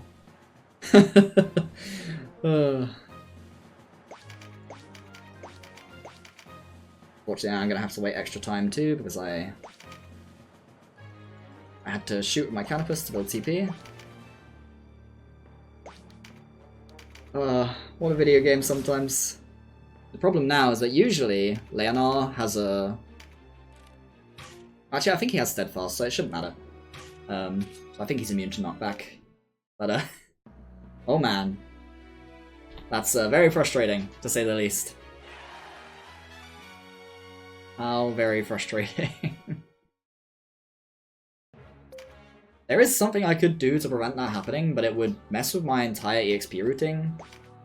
And I'm not confident that it would not cause issues.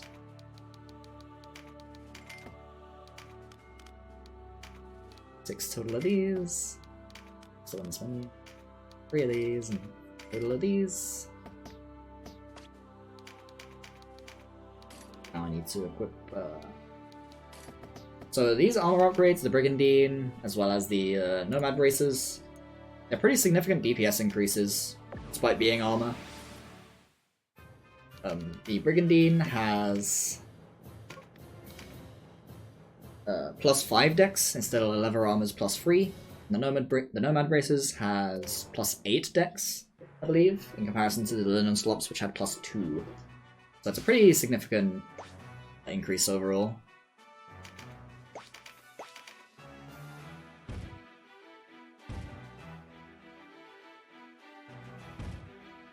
And the thing is, increasing your stats increases your damage by more than like just what the stats are giving me.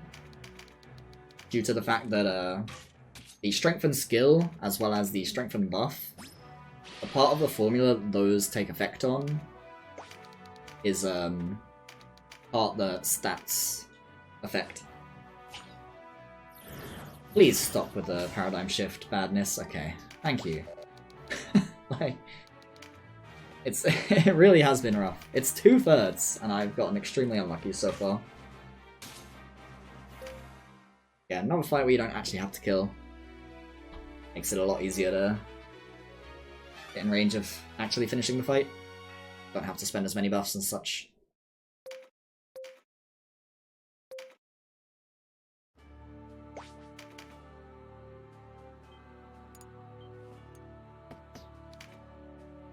Now, Rhyme, where it looks like we have to deal with some high ground, because they are high above, but they're not high enough that it's a problem, such that I can keep my Canopus in an extremely far away tile and I'm still completely fine. This is only like a few tiles of high ground, and they're actually a lot closer than they look to. Like, the enemies look like they're pretty far away, but due to the fact that they're like completely diagonal to me, and the thing about shooting outside of your range with bows, so shooting diagonal is less distance traveled than shooting like in a straight line. So if you're shooting diagonal, you can reach more tiles away due to the fact that that's the diagonal. Okay. Good. Paradigm shifts are looking better. Don't want to jinx it yet, but no. Especially considering I'm already significantly behind what my PB looks like at this point, but hopefully that's all of the bad RNG out of the way, and I can start salvaging it now. So shortly here, I'm going to get a couple of the White Knight recruits that we saw in the tutorial fights at the beginning. I hope they come equipped correctly. They don't. So normally he comes with a sword, and he comes with a two-hand sword. I think it's pretty rare that you see it like that. I think that is actually fine. It's the broadsword that I cared about, for the most part. But I am going to change this now. Just because I hate them having the wrong things equipped. And so I'm now equipping the comp bow instead of the longbow. Right now I need the power more than I need the range. So because we're fighting Oz, who's one of the Dark Knights. They're like the primary antagonists, and they're very tanky. Well, they're not going to look tanky, but that's only because I'm so grossly overleveled. They're very tanky as far as enemies go. But he's going to move into his little cubby here, and we're going to do the usual, and we're going to shoot Voltaire. He is our squishiest unit. Okay, we got the crit, so I'm going to use double shot. You can get the kill with tremendous shot here, just fine. But you do have to watch an extra animation where they counterattack. Oh no. Not again. Alright, please just work. Thank you. These paradigm shifts are gonna do this all run, aren't they? Classic marathon situation. But yeah, if you fully kill him, you don't have to watch the extra animation, because his counterattack animation is extremely long. The Dark Knight's basic, like unequipped, what do you call it? Unequipped ranged attack is like speech. They as I say, that's a long animation. This is not the newest remaster. That's Tactics Ogre Reborn. This is the PSP version, which is the first remake, the first major remake this game got, and is very, very different. The nice thing about Tactics Ogre is it got two major remakes, and they're both very different, but they're all good.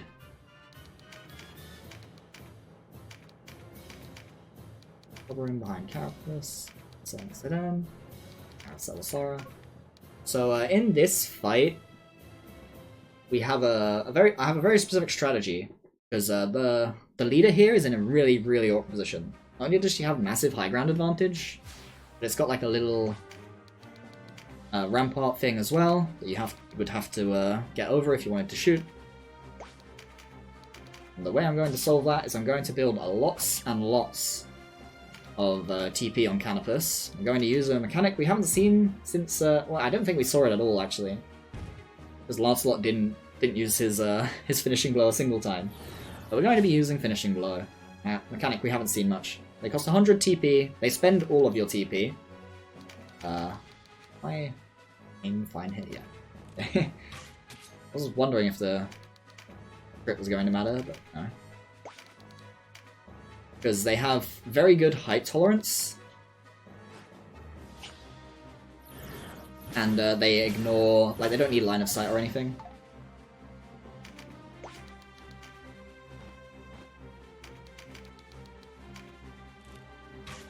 If by Forts on Lotus you mean Forts on Knight of Lotus, I think Knight of Lotus is a great game, but it's a completely unplayable game because everything takes so long in that game.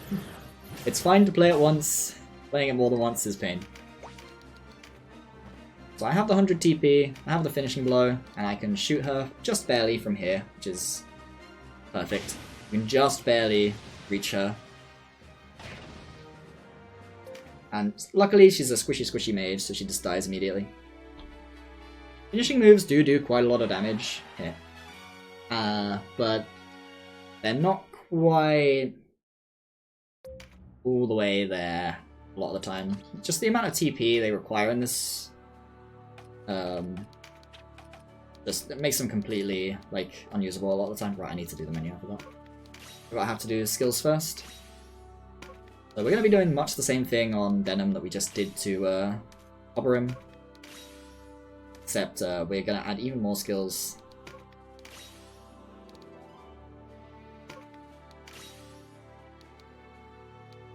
Strengthens.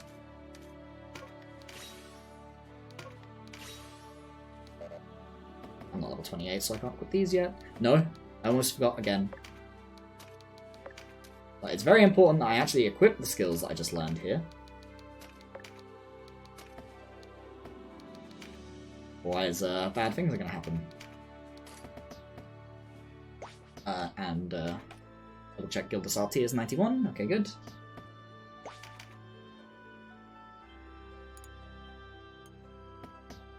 So the problem in this fight is that you have to beat 2 leaders. And that is a bit of an issue to some extent. But this is why I equipped Denim. Oz has ranged parry in this fight, but not melee parry, because I believe in this game you can only have one or the other. And that means that Denim is going to be much better at actually weakening him than Canopus is. But we do still need Canopus because Ozma is all the way up there. By having Denim do this part of the fight. Unfortunately we got the crit, you don't really want to see that. I'm gonna see if I can get a different roll. This makes the rest of the fight a little less reliable, but I care more about making sure that Oz is killable. Now I only need this paradigm shift to hit Canopus. I will gladly accept if it hits the ninjas, but Canopus is the main important target here. Of course he gets missed. And of course I missed 2 targets. It's actually pretty bad. We will see if this hits Canopus, and if it doesn't, we will see what we can do. I guess I could shoot him to get the TP I need. Okay, no, that's fine. I need to have him go up here, shoot this one. Build the TP.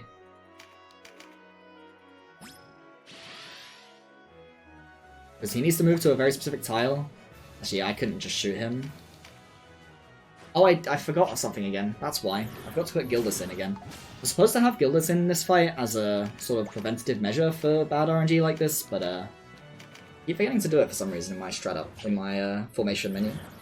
Luckily, I did confirm in my last practice run that forgetting to put Gildas in here does not actually cause EXP issues later in the run. But yeah, from this tile we can just barely shoot Ozma from the low ground. Is fortunate. If we had to fly an extra turn forward, then this would be a much more painful experience. Let's make sure we actually put Gildas in. Very important. Similar to what I mentioned before, I need him in to start leeching EXP. The bark room. So now we're in chapter 4. No choice this time because all the chapter 4s converge.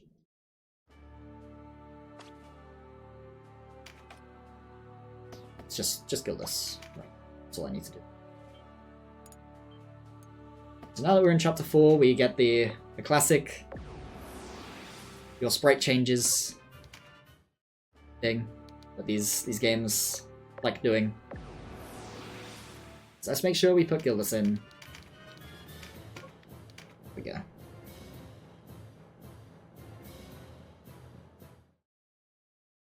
But now we are in... this is the biggest chapter by far. It's like... all the other chapters are like 10 to... a little bit more than that fights. 10 to 13 fights or so. This one is like 25.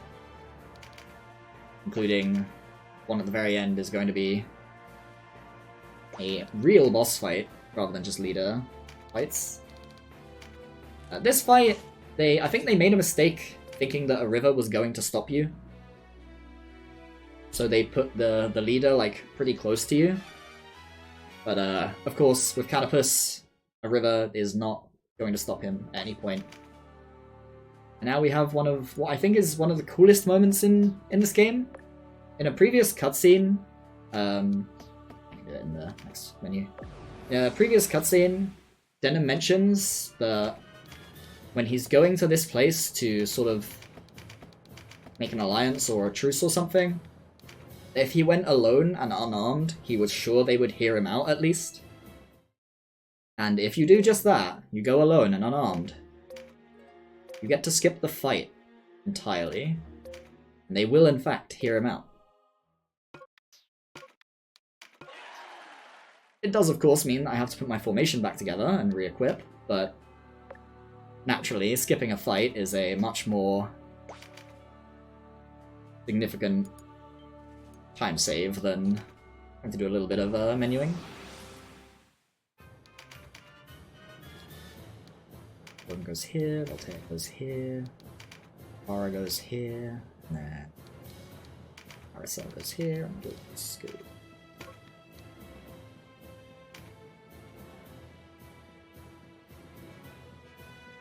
So we get to skip the fight, as I say. So very neat.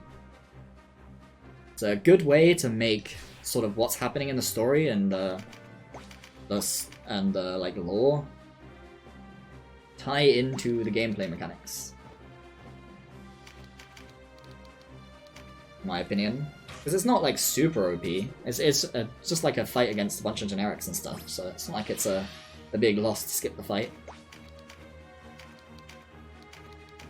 But you do get a cool, oh that's neat, moment for it in turn. Okay, paradigm shifts are starting to behave. To see.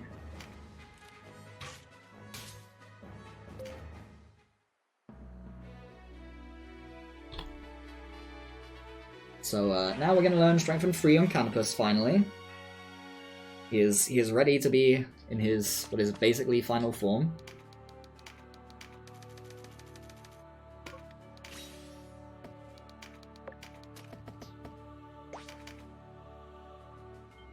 Because we're going to need it very soon.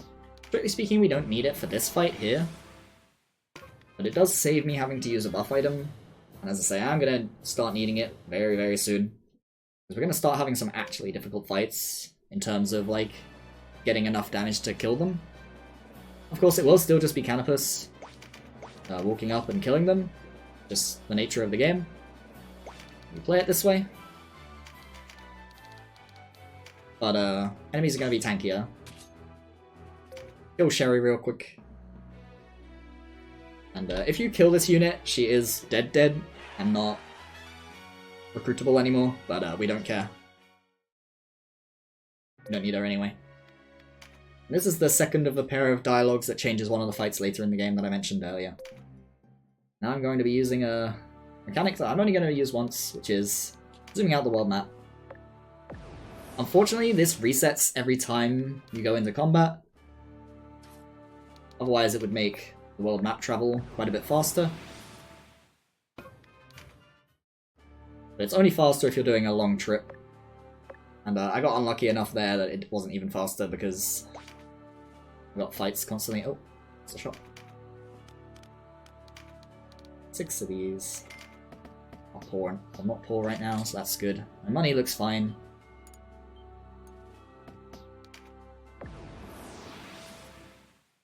Now we need Denim here, Carpus here, Gildas, Sarah, Aracel. So we have a very specific strat on this map. This is a very frustrating map because the enemy you have to kill is really far away, and it's extremely flat ground.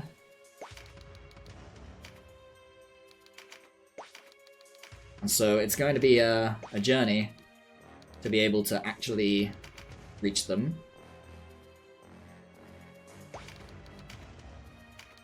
But we will do our best.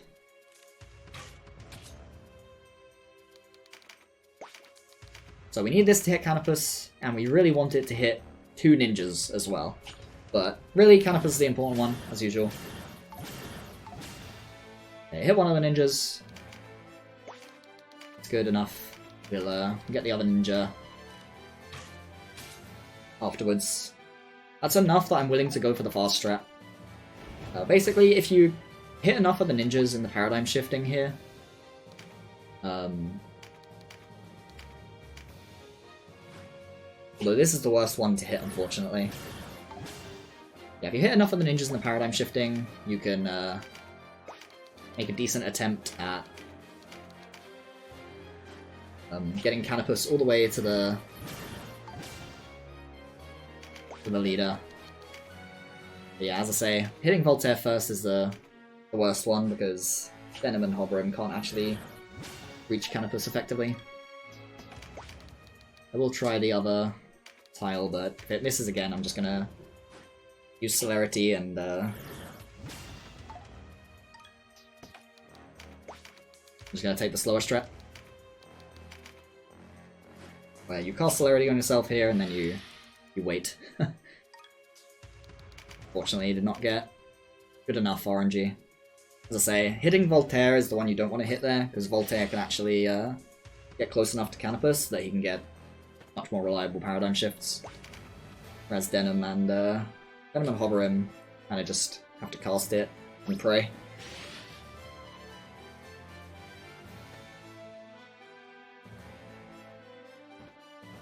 And at some point you have to cut your losses when paradigm shifting goes bad.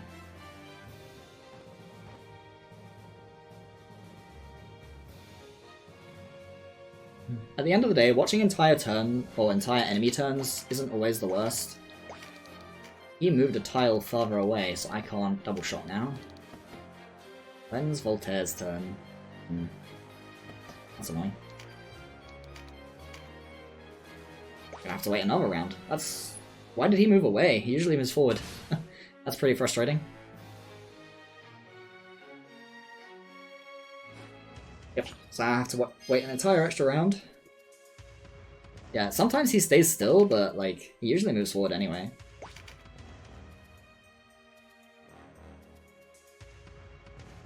And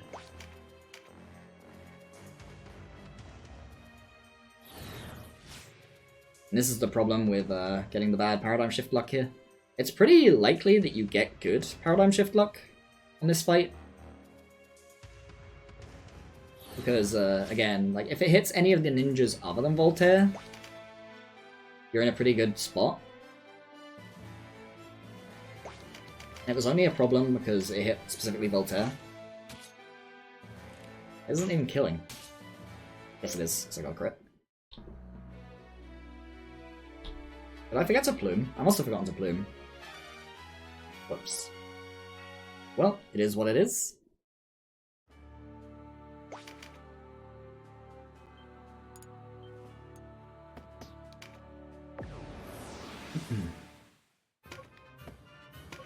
The next fight is a lot simpler.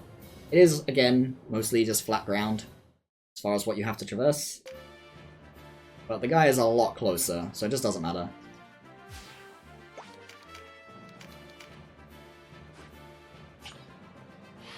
He's so close, in fact, that you don't even have to move 4 on Canopus's first turn to be in range on the second turn.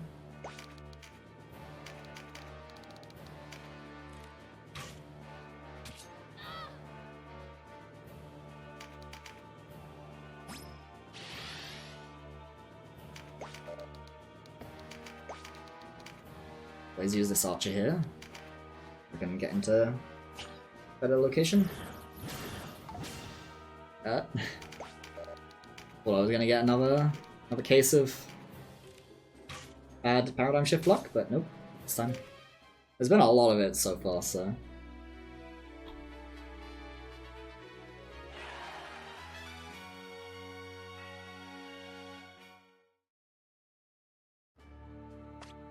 Now I'm going to be doing basically the rest of my menuing from earlier.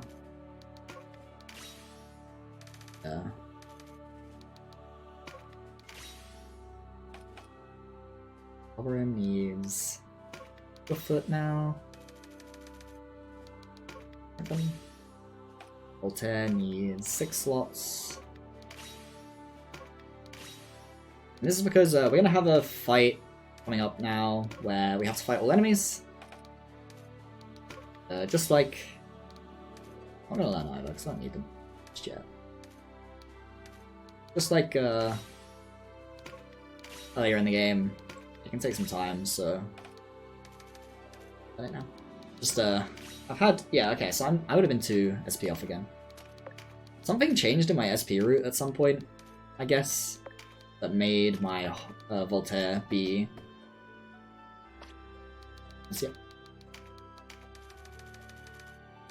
Yeah. Short 2 SP here for the full menu. I'm not sure what caused it.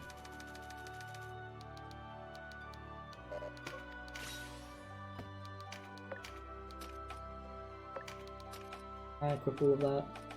Put this to that. Had I checked. Strengthen. Good. Ready. Because we don't need it for this next fight. Menu.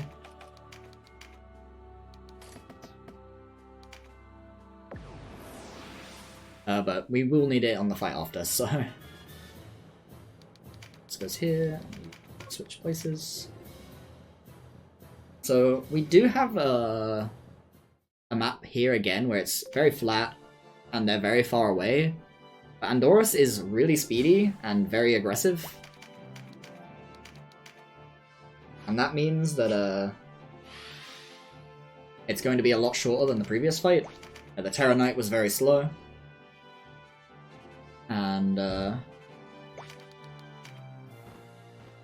he was both very slow and doesn't move forward very much. No, that's not the right one. I have to redo the whole turn. I usually don't shoot him for this exact reason. Because it gives me the TP to use double shot, and if I accidentally menu double shot, then go again on the turn. I'm a fool.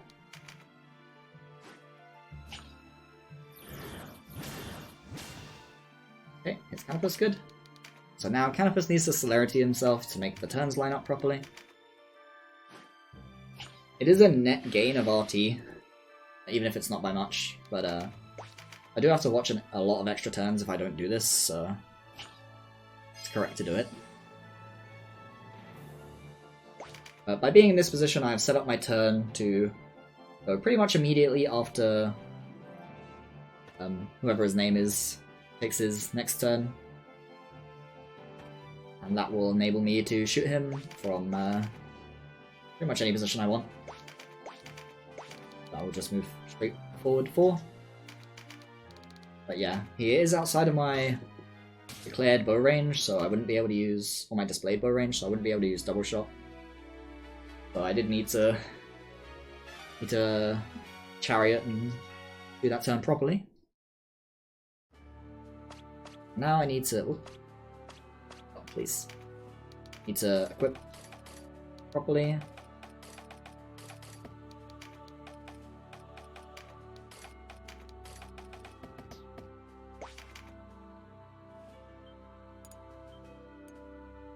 Oh, there is something I've forgotten to do. To unequip mode. So, as I say, this fight is a fight where you have to kill all enemies. It takes quite a long time, unfortunately. So, Smurden. But a little bit of paradigm shifting at the very beginning to make things go a little bit faster. But other than that, it's mostly going to be a lot of fair play, a little bit of celerity buffs, some area blooming.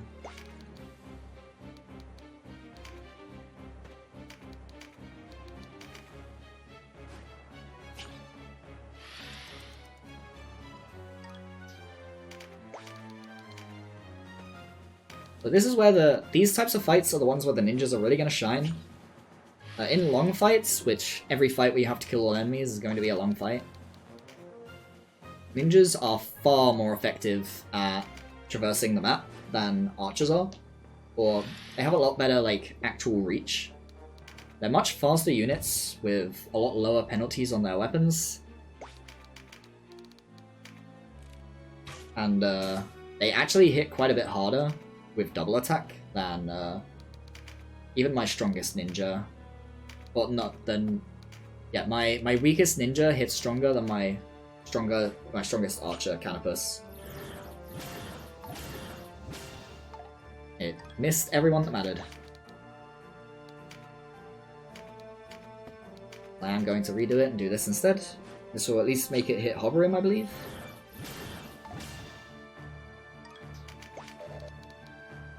Let me go over here and finish the job on this.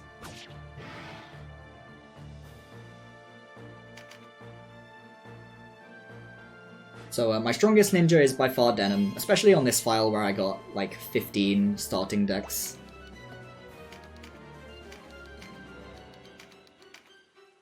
And really the only archer who's going to do much of any shooting in this map is Canopus. Unless things start to go very wrong. The tar on this map makes you move extremely sluggishly. And it's kind of unfortunate. I was supposed to use Paradigm Shift on Canopus and hover him there, but it just slipped my mind because the start went badly, but it's not that big of a time save here, I think, because of the first Paradigm Shift going so bad. Please don't get bad roll. Okay, good. Yeah, as you can see, my Denim is just kind of able to one-shot the golems, because he is by far my strongest ninja. He has good stats and also has all of the skills. Voltaire does not have good stats. I mean, his stats are okay, like they're usable. But he does have all the skills, and Hoverim has extremely good stats, but is down lots of skills because he joined very recently. Now, the biggest concern in this fight is these Hawkmen who just flew down from the top. If they are allowed to act freely, they will just fly back up there. Like, they'll shoot you and then move away, and their move away will just put them at the top of the wall.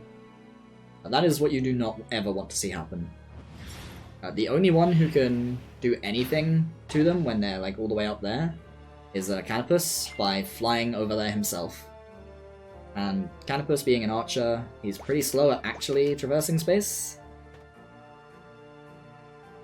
And so it's pretty bad if you end up having to do that.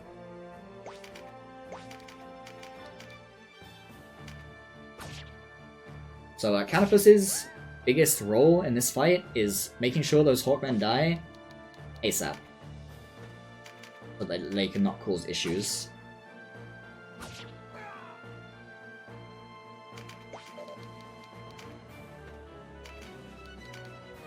Or too many issues, at least.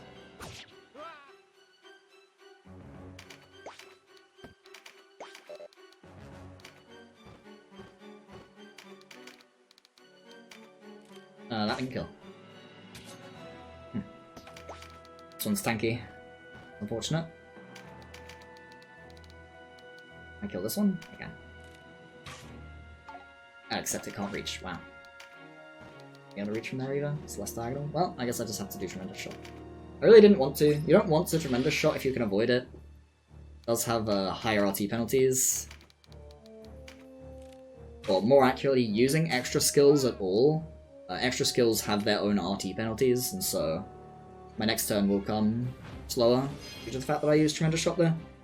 I probably should have used Finisher instead, but I do want to save TP for Finisher in this map. Because it's, if they do end up flying back up onto the walls, Finisher is one of the better ways to finish the job. Due to high tolerance shenanigans. Yeah, see, he's able to hit Denim from here, so he's probably going to fly up there now. Yeah. That's going to turn this fight into a pain.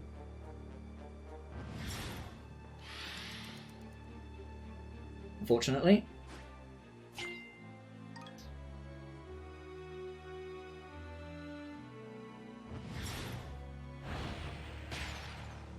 So, and that wizard over there is also a really awkward spot.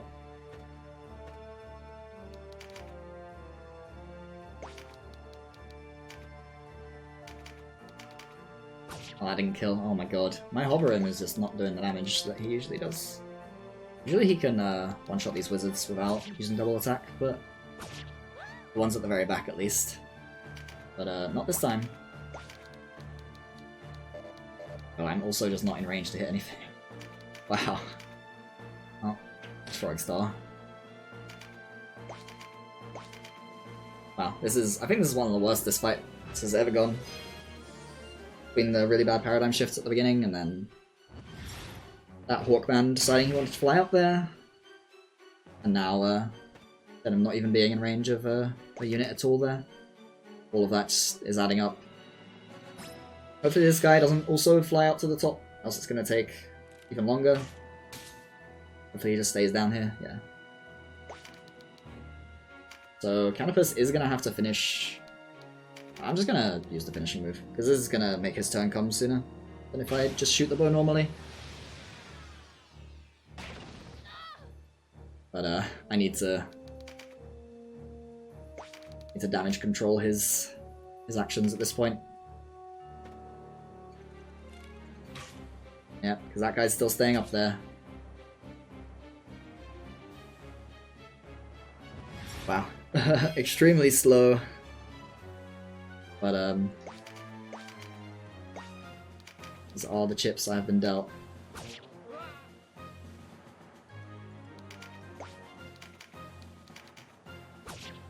Kill this one. Voltaire should be able to kill the Hawkman. I'm trusting him to do it. And hopefully Canopus can reach from somewhere up here. Doesn't need to fly further. Able to reach otherwise. Luckily I did already see earlier that this archer dies very easily. But yeah. Oh, what a pain. What a pain. Every single piece of art fight that could go wrong is deciding to go wrong, as it does. Classic marathon luck situation. I haven't even made any mistakes, except extremely minor ones. Just everything's going wrong. I need to move Denim over here. This is another fight where we are luckily back to leader snipes now for a little while. Now Barbus here, he is pretty tanky. But and he is up high ground, but he's not far enough in that Canopus is going to have any trouble getting to him, luckily. We're in a good position to just fly over, get a nice little bit of TP.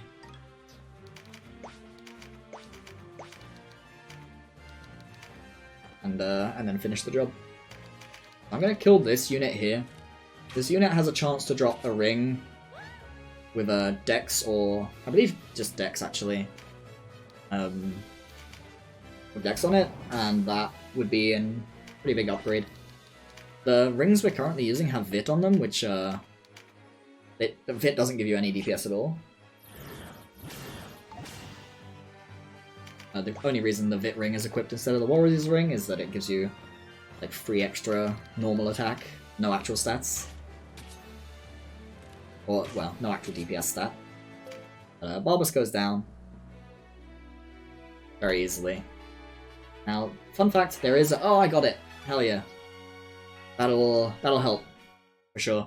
That'll help make up some of this time loss. In all the times I've been shooting that unit specifically to try and get the drop, I haven't gotten it. In all of my attempts. Kill this with Voltaire. So this is the fight I was mentioning earlier, where the fight changes slightly if you do certain dialogue options. The dialogue options I chose made Kashua appear in this fight. And she appears as an alternate win condition. To the fight. Which is very handy, because the main, or the normal win condition for this fight, which is vanquishing Lancelot here, is really, really awful. He's extremely far away. Should move it. Yeah, not only is he extremely far away, but he's extremely tanky, and it's just overall a bad time. Wow, I missed all of the ninjas. I'm in the wrong tile. Uh-oh. I'm gonna have to use an extra paradigm shift, I think. That's annoying. Something about my formation is wrong. I did think it looked a little weird, but... Wow. Go for it, game. Get all of the misses out of your system. I think this fight might take me an extra paradigm shift. Oh my god, it's the usual. Because for some reason I'm one tile off. I guess that's what I get for trusting my notes that explain where to move your units to, yeah. Rather than using the part of my notes that says the exact formation. But it is what it is. Now I land all of them. I don't need to. Just need one of them.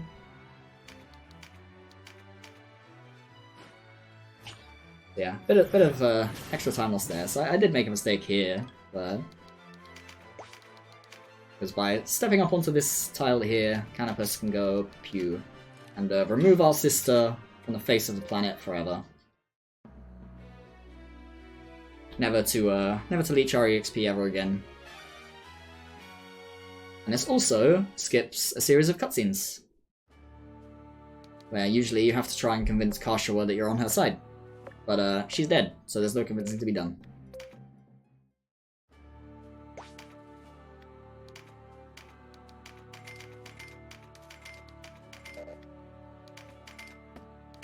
I am poor, and I do need to do shopping. Need to sell some stuff.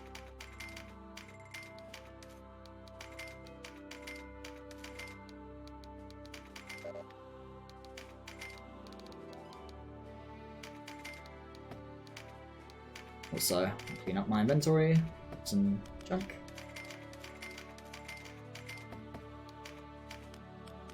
The 6 Sai, these are the endgame melee weapons I'll be using. I need one of these and these. Those are my endgame weapons for basically everyone.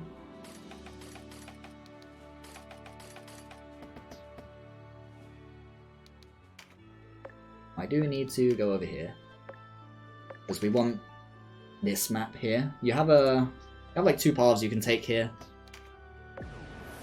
and we want to do this map. Let's check what's wrong. Venom, Gildus, Campus. Up there. Let's fix now, that's for sure.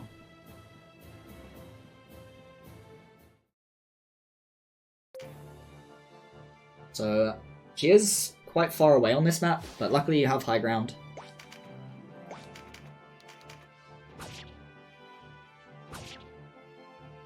Now we're going to be using Hoberim to generate TP on Canopus sometimes. The thing about Hoberim doing it, rather than anyone else, that makes him so well suited for it, is he comes with the skill True Strike 2, which gives you a lot of extra attack accuracy. Any of the other ninjas, if they tried to attack Hoberim, or if they tried to attack Canopus, would not have 100% accuracy. But Hoberim does, due to the True Strike skill. And now we have another one of those annoying fights where we're on massive low ground disadvantage. So I'll equip the crossbow. Luckily, crossbows also work with double shot. And since the displayed range of crossbows is the actual range of crossbows, they don't have like the quote-unquote downside that that regular bows have when they use double shot, because the displayed range is your range no matter what anyway.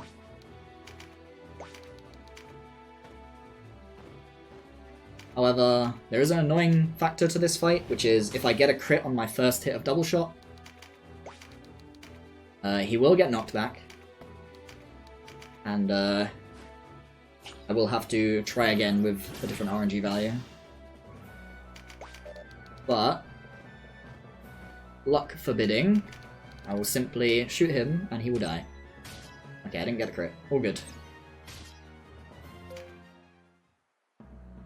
Just like that, you can ignore height disadvantage, effectively. Now we want to re-equip our siege bow, it's very important. The Arbalest did good for the one fight that it was good in, but it is now no longer good.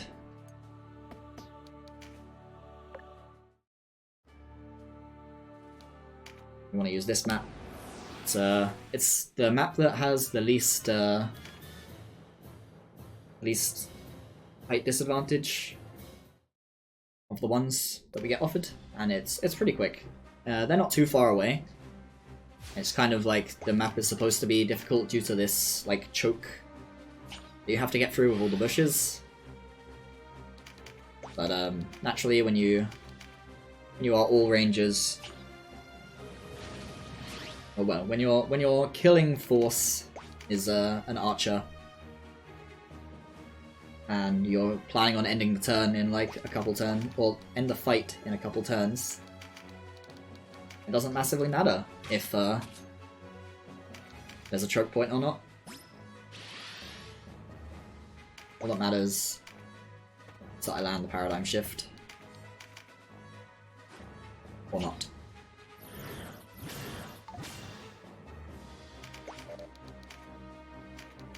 From here, you can just barely reach.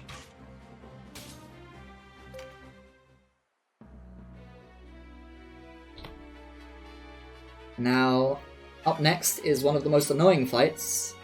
It took me a very long time to make a route, or like an actual strat for this fight, that wasn't just waiting for like 5 minutes for turns to happen. But I do need 91 on RT on this guy.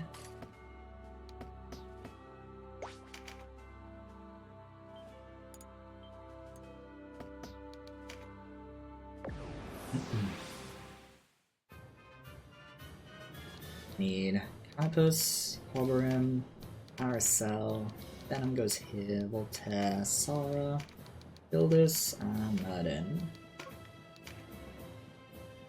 So the leader in this map is a tanky knight called Latimer, and he is, you'll see, extremely high up, and up like a really annoying staircase and everything, and really far away as well. So it's just overall the most annoying leader to get to in the entire run, pretty much. But after a lot of testing, I did make a strat that has a decent way of getting there, basically. Rip.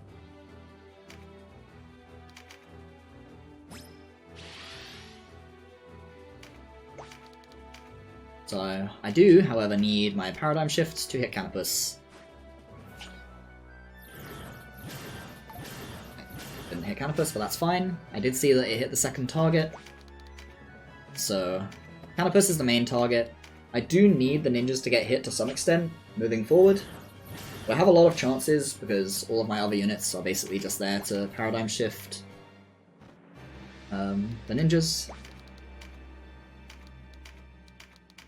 And I do need to get 2 ninja turns, and one of them needs to be Denim. And I got all 3, so all good. I need one of them to paradigm shift on Canopus again. He needs to get a little bit further from where he is right now.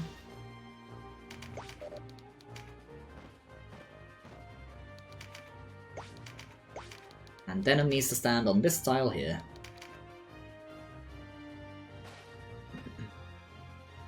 So now it is just a case of waiting. I'm already set up to win the fight. Just need to get my turns back up, and I need to not miss paradigm shift, of course. But that's a given in basically every fight at this point. So missing paradigm shift equal bad. I also need my Denim to not get crit too much, but he's not getting crits, so. And the entire reason this strat is that like wall on the side. Due to Canopus being a flyer, he can make pretty good use of it. Now, out of safety, I am going to walk up here with Voltaire here. Austin's still on Canopus.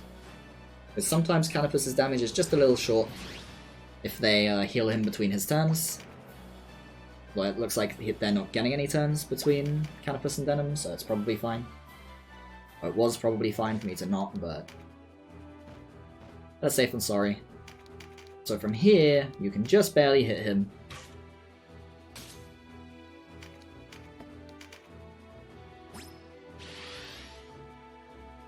And then Denim can step up here.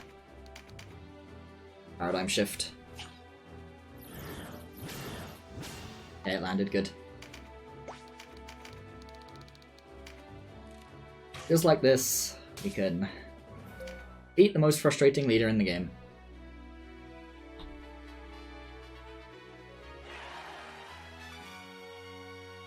Now, this next fight is going to be our last leader snipe for a little while. Because we'll be entering the final dungeon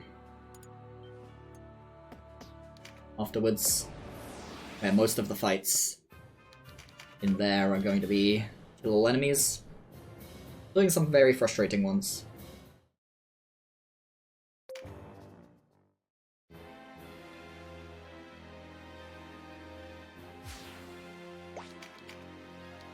Wait, no. So attack. ATP.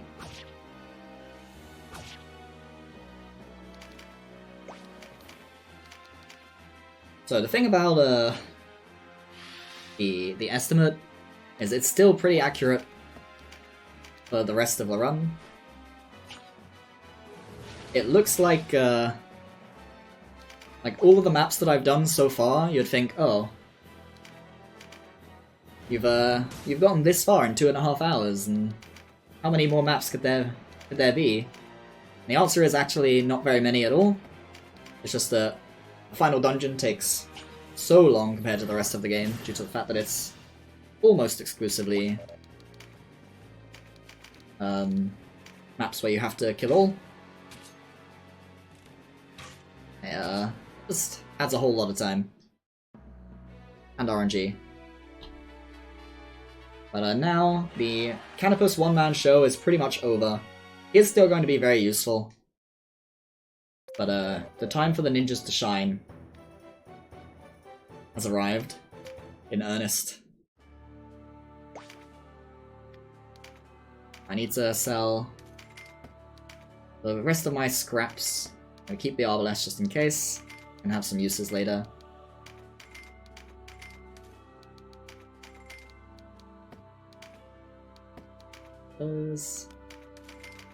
She got a lot of money from those last fights. I'm actually pretty rich as far as how this often goes. No, I need to restock on some of my items that I've been spending lots of, as well as buy a couple that I haven't bought so far.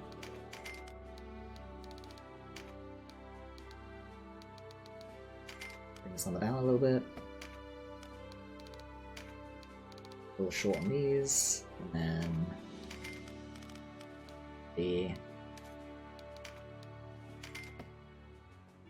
that's everything. So I'm gonna spend the rest of my money on paradigm shifts.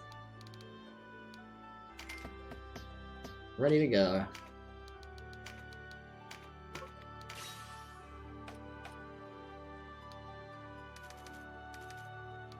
Wade. Jump. Wade. The strengthen. Need. Nope, no, you already have Wade. Wade on you. Slot.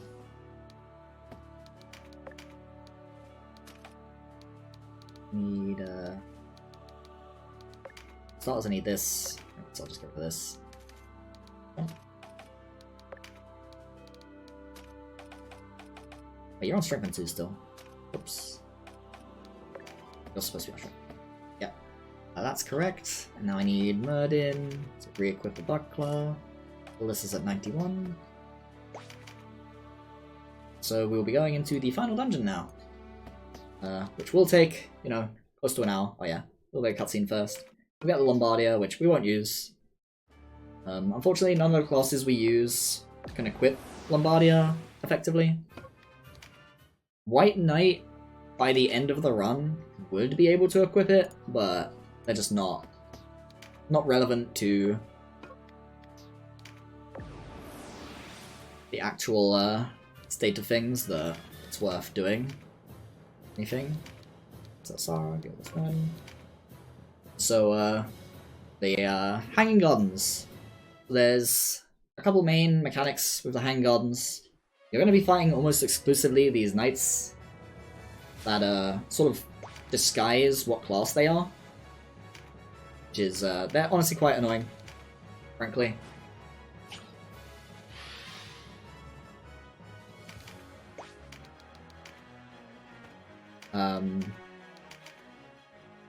You can, to some extent, know what classes they are.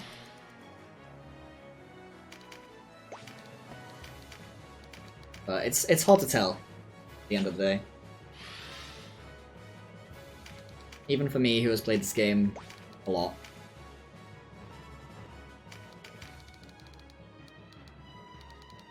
Oh yeah, for now. But also in each, or not in each map necessarily. I actually don't know if there's one in every map. But in many of the maps at least, there is a hidden exit, like a hidden door, that if you end your turn next to it, oh my wow, that did not hit a whole bunch of units. Yeah, if you end your turn next to it, will unlock a second map, other than just the one that you get for ending the map. On most of these maps, I'm going to want to do the hidden exit as well. And they will, because that enables you to take a much shorter path through the Hanging Gardens. Oh my god, I'm not wasting my turn on that. It's only gonna hit one. It's the least useful one. What's this? Classic paradigm shift being bad again. Like the rest of the run.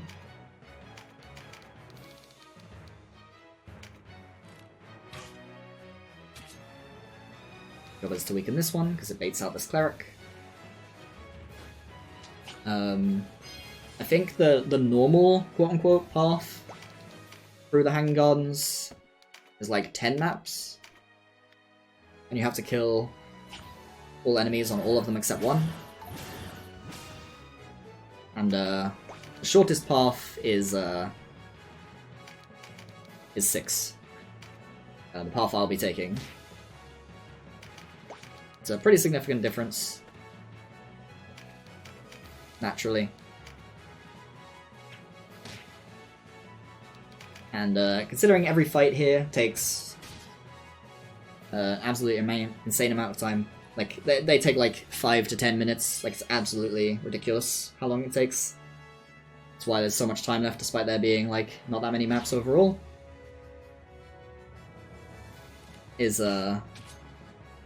Yeah, skipping as many of those as possible is naturally very good for time save. And in most fights, it will be Denim's job. Can't move here, can I? To get to the said hidden exit. Because he is fast and powerful. So he can kind of just cleave his way through whatever stands in his way, for the most part. Shoot this one. On one map, Sarah will be getting to the hidden exit. Just due to the strange nature of what that hidden exit looks like.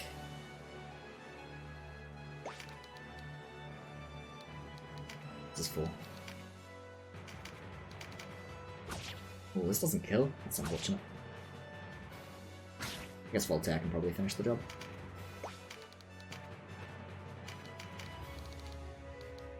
Alright, this one? Ah, not this one. Alright.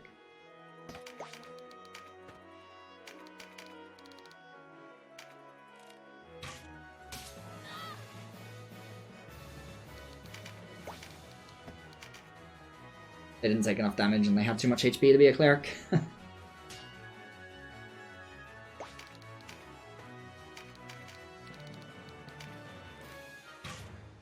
So, yeah, just a whole bunch of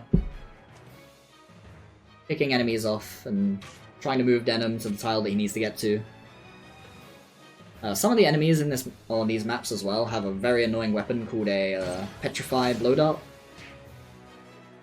Which, when it hits you, has a pretty high chance of petrifying you. We do not want to see that, naturally. I think it's going to be better. Let's go here. Or dagger at this idiot. Should soften them up enough that I can finish the job on the line. This. Kill that unit.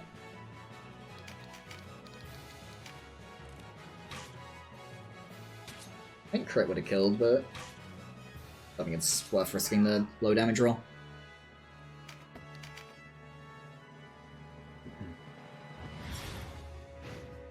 Now we are still very overleveled for this part of the game. At the end of the day, we get overleveled and then we kind of just stay overleveled, so just the nature of the way that the game handles EXP and the way that we've been playing it. So, we're at, like, no risk of real dying, or really dying, at any point. Especially to this stuff like this magic. Magic just is not able to pierce our stats. Because magic is heavily determined by stats, whereas normal, like, physical attacks, obviously they have weapon. A large portion of, what determines their damage is weapon stats. I don't think it's even going to do enough damage. A little short. Oh no. Took out a bad roll. Good.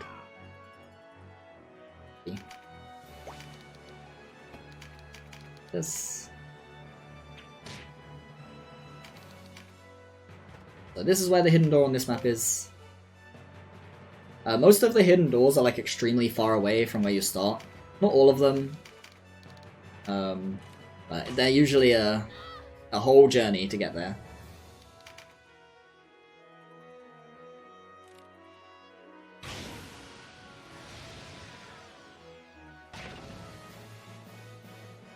Oh, he lived. Thought he was dead to that.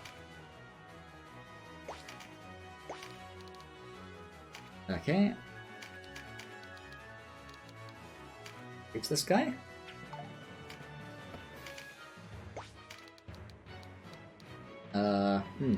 This is pretty unfortunate spacing. I think I can't reach up here. Yeah. That's frustrating. They picked the worst tile to go to. Yeah, I got a crit there, so we might be good. I guess it wouldn't have mattered. How am I gonna finish the job here? Well, Voltaire's fine, actually. This is why I equip Wade on Voltaire and Denim. Sometimes you have to go into the water. Without the Wade skill, you cannot enter the water with any class except Rune Fencers. They're the only one that can do it by default. Like, you can't enter water at all, or move through it or anything.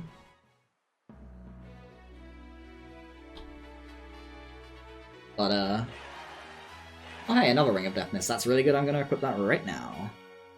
Sure. So, the map we unlock for going through the hidden exit here is Verdant Stair. Not only do you unlock a shorter path, but some of the maps that you do, or that you unlock, are significantly shorter.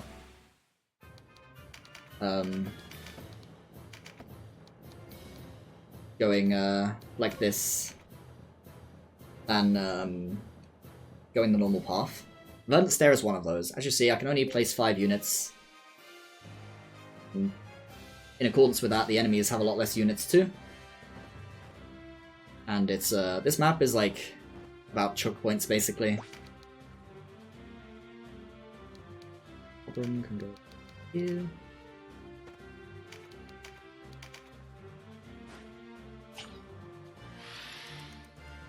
And in this map, the hidden door is actually very close to the entrance. But I won't be actually activating it for probably quite a while. Due to the fact that I don't want to waste turns with my my like main units to activate it.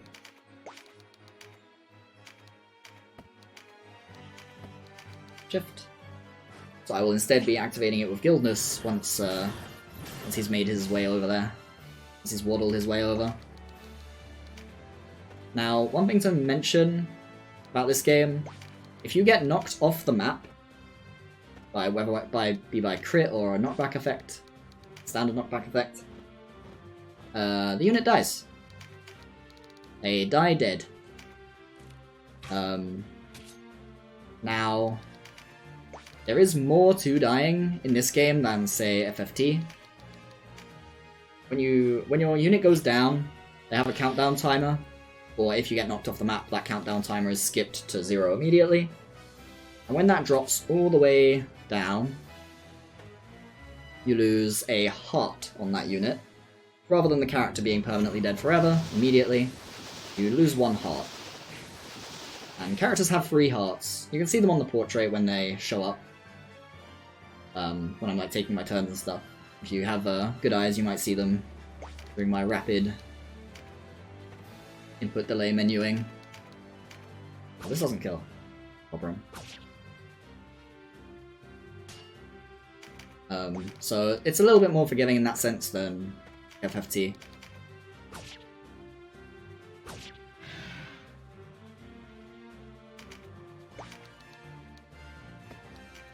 Your role is to kill this guy. It's a ninja. We hate fighting ninjas in this route because they tend to come with the skill katanas, and usually at such a high rank that it will actually affect our accuracy significantly. Okay. And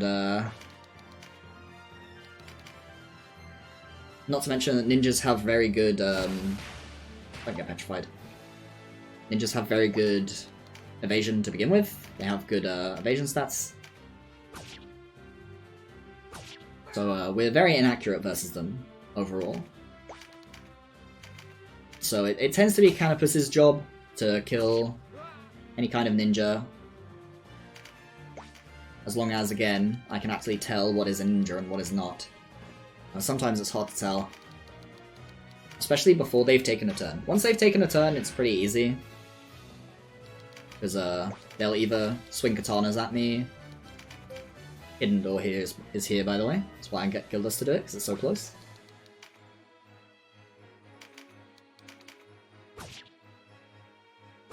But yeah.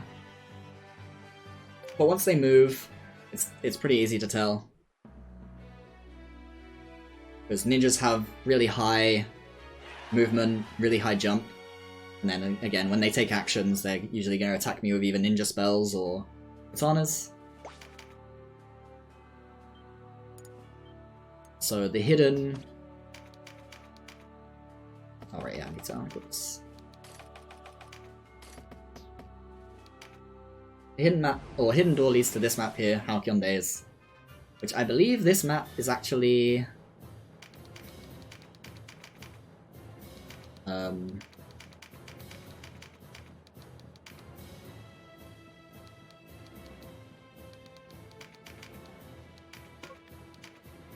on the normal path too? I don't remember for sure, because it's been a very long time since I've done the normal path. Nice camera. Vanquish the enemy, aka the void. But the reason I equipped the Azure on Denim here is just to make him that tiny little bit slower, which will enable me to... Oh, I moved a tile too far.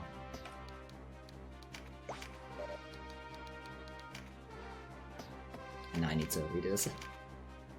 So enable him to hit the dragon that moved just now. But, me. Oh, I actually can't step here either, huh? Go here. Oh, he only has free move. Never mind. Go, I have to... Well, I'm not gonna do it again. He's fine where he is now. Because, these dragons are pretty tanky. Pretty annoying to kill.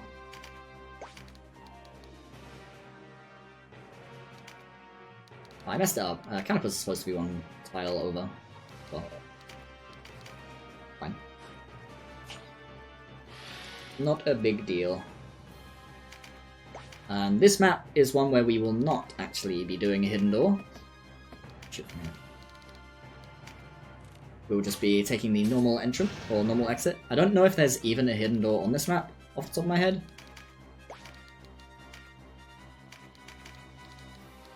This game has kind of become such that I mostly only remember the parts that I have done frequently, which is the speedrun route.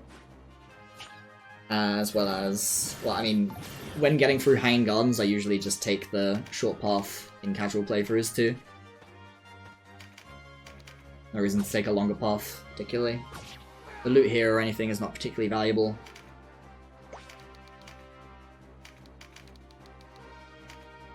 So this guy. But there is still a very frustrating choke point that you are going to have to get through on this map. Which is the staircase that Denim is standing on right now.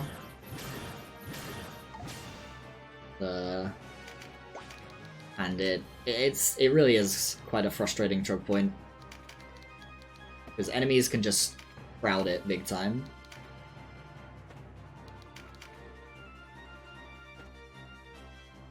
Please don't petrify me. Okay, dodged.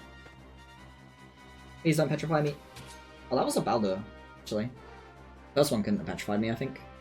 I still didn't get petrified by the second either, so all good. So something to note about accuracy. There are minimums to physical attack accuracy. From the front, the minimum is 25%. From the sides, it's 40%, and from the back, it's 55%. For most of the game, every enemy you've seen attacking me has had one of those numbers as its accuracy value, depending on which facing they're attacking me from. Be able to hit this very well, am I? Oh, great. Fortunate. Just because, again, I'm so over-leveled that my defensive stats are just above and beyond.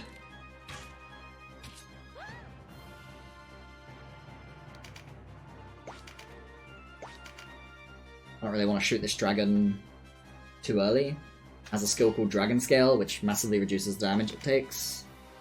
And makes it reflective the damage it takes as well. I don't really want it to use it. I want to try and kill it, like all in one go, between its turns.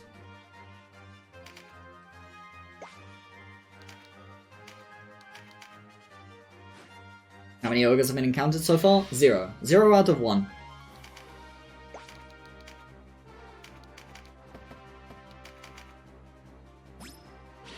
As is the rule of Japanese RPGs, you're not allowed to encounter the title until either ever or, at the very least, the very end of the game.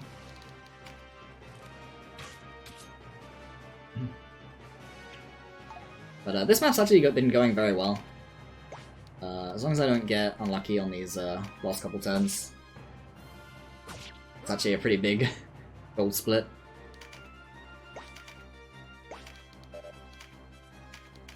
It's gonna kill.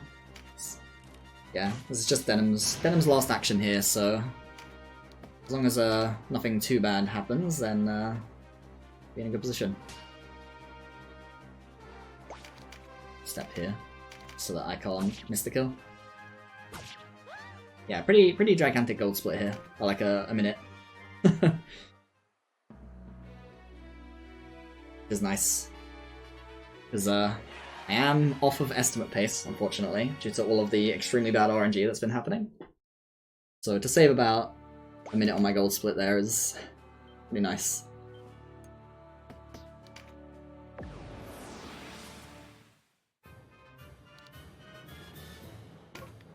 Keep the same formation. So Sounding of the Hours here, similar to the last map, honestly. It feels very much the same. A sort of a staircase that is a big choke point. And the main difference is that I do need to get to the hidden door of this map. Then can go here. Boom first. Needs a buff burst in particular on this map too.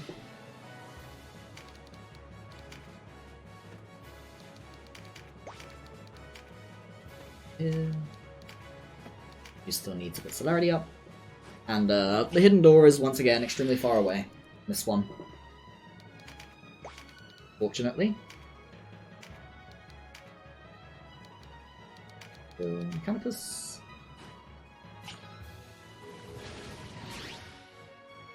Can't tell if Canopus is going to be able to shoot this burb. I'm going to take the shot.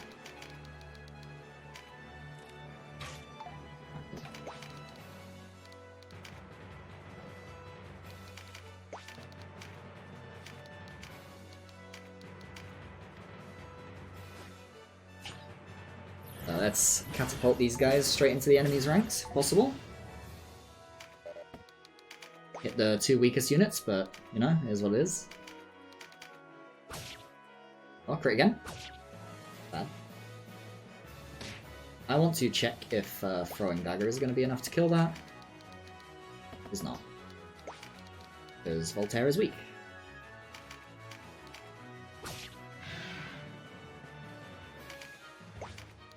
These chickens are a little bit scary. They're not actually like scary, but they're, in terms of my time, they are. Because, oh my god. It's not gonna bother. It's gonna be like that, I'm just not gonna bother. Try again with that. They can petrify. And we don't want that. Petrify is slow. And bad. Ah, that's better. I'd still really rather Denim have taken even a single extra action so far, but... well, if he doesn't want to, he doesn't want to. What can you do?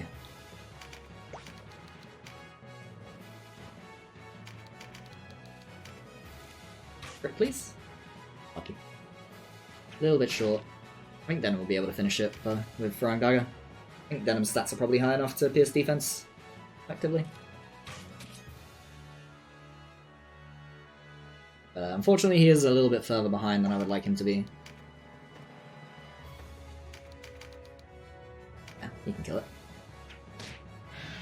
Good job, Denim. It's scary being at the cliff, even though it's not.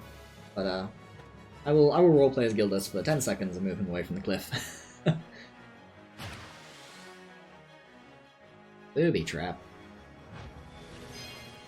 The trap skill is pretty weak in this game. It pretty much does nothing, I'm gonna be honest, even when enemies use it. A whole bunch of schnuffing. Rude. That is one problem with the wade skill, is while it does let you enter the water, that can be a bad thing because it also lets you be knocked into the water. If you don't have the wade skill, you cannot enter water no matter what, through any method. So it can be nice to not have to worry about knockbacks. Target the other enemy.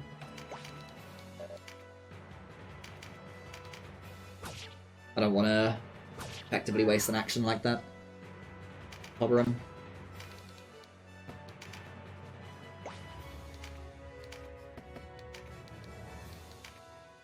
I can probably hit from here, actually.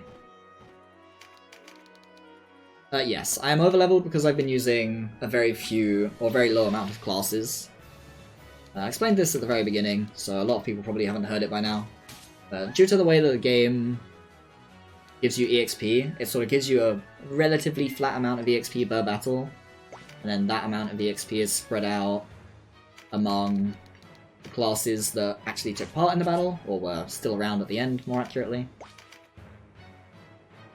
By using a very low amount of classes, you get extremely high amounts of EXP on each of them, and so for the early game we basically did nothing but spam archers, and then we added ninjas to the crew after a while. That was pointless. And then at this end part we started adding white knights, not because we actually planned to use it, because if you level too much that's also a problem in this game, because it starts putting you up against the New Game Plus versions of fights, which are basically not unbeatable. Like, I could beat them, but it takes like triple the time. So we definitely don't want that to happen. So they're just here to leech EXP. And they're almost done with their job too, actually.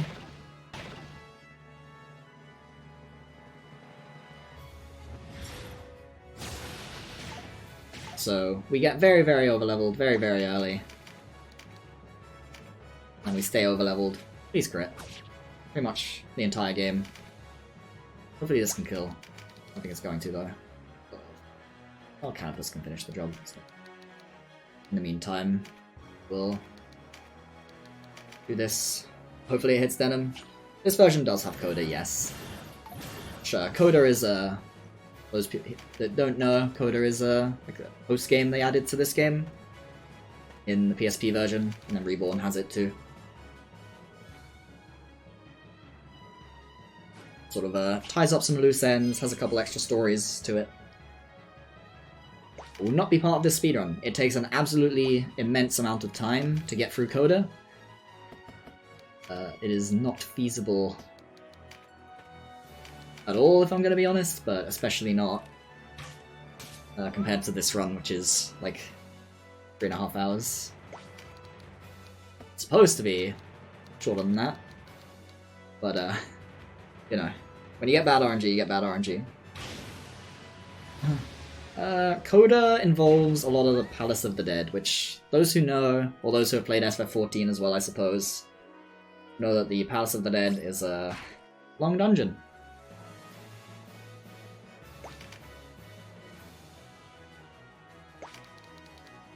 This is a really weird way that this fight has gone. I don't think I've ever seen it go like this, where I clear out the entire top of the map well in advance of killing the like humans and burbs down here.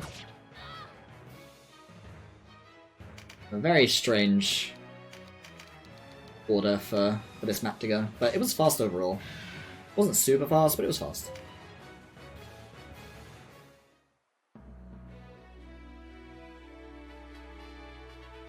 So the next one that we unlock from opening the hidden door on this map is Ebon Stair, which, similar to Verdant Stair, is going to be a map with few allies and a few enemies. We want to switch this back though. But I never equipped it on anyone else. Okay. We do want that equipped on Denim.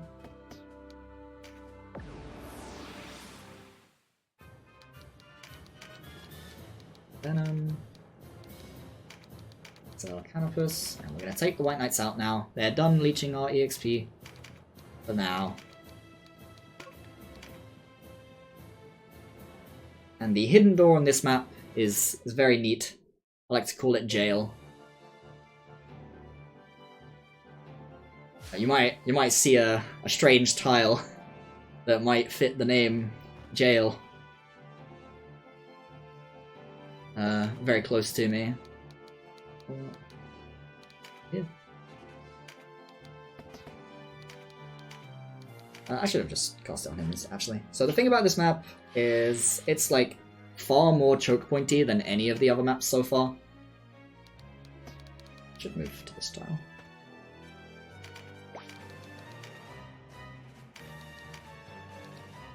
The lawful and neutral routes would not be significantly different for speedrunning.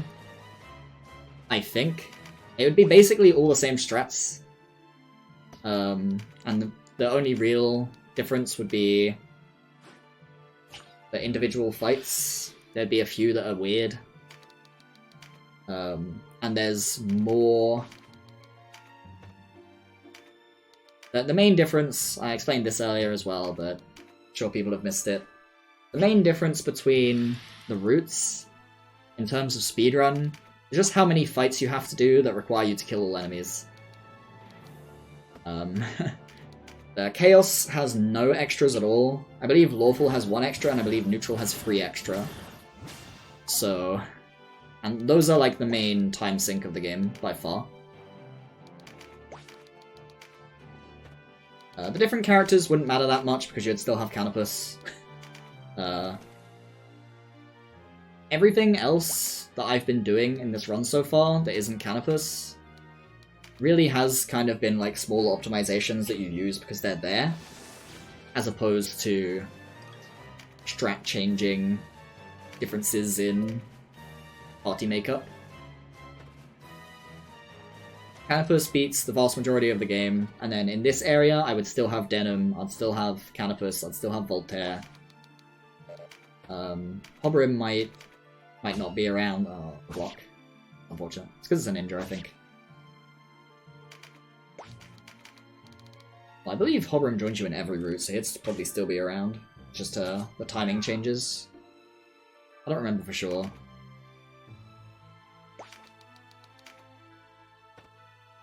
But again, Hobrim honestly isn't even that important.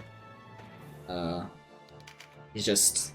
I have him, so I might as well use him. Aracel being route specific wouldn't change anything. My initial version of this route didn't use Aracel because sometimes getting her to survive is annoying. But in my current iteration of the route, her surviving is so reliable that there's no point in planning around her dying. On PB attempts, I would simply reset, and then on a marathon, I would simply reload and try again as soon as she dies. It's that type of situation. But she's not actually important at all. Or rather, her being Aracel specifically is not important. I would need another archer, but there's plenty of options for that. For this burb. Although with the double crit, I probably could have killed the other guy too.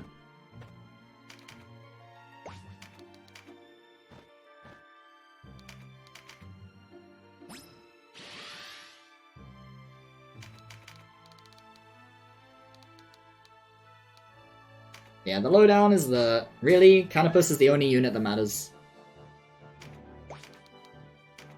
And so as long as you get him, which you get him in literally the first fight of Chapter 1, you're kind of good to go.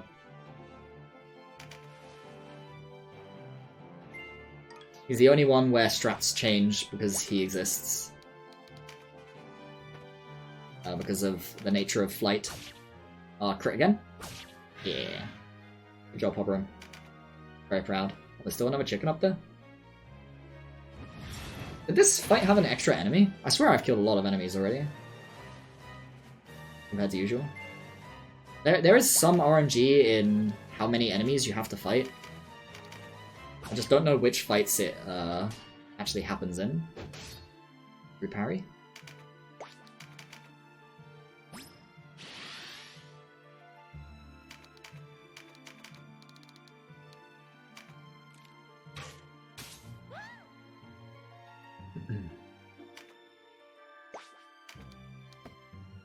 This is unfortunate.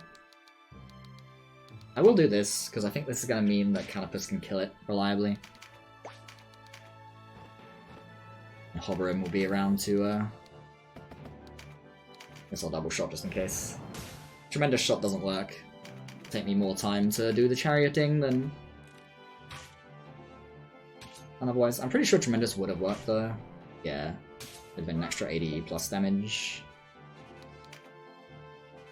Better safe than sorry in this situation. Alright, Hoverim, kill the chicken. Yes, kill it. Yes. Man, Hoverim the Chicken Slayer. What a king. And the hidden door on this map actually takes you straight to the final map of Hanggon's one, which is back to not fighting all enemies, which is nice. Get a nice little break from it. Now I need to remove the bow from you, which you need 84. Remove the bow and equip the Azure Necklace. I'm doing a little bit of RT manipulation here to make sure they have the right amount. Fight. So we can do our boss fight strategy properly. Voltaire, Hoverim, Canopus, Male Archer Generic. Sora over here. Let's double check that this is correct, yep. So the boss here, or the leader here, he does have ranged parry, which is annoying. There's no way to guarantee getting past ranged parry, at the very least in a speedrun setting. So really it's just about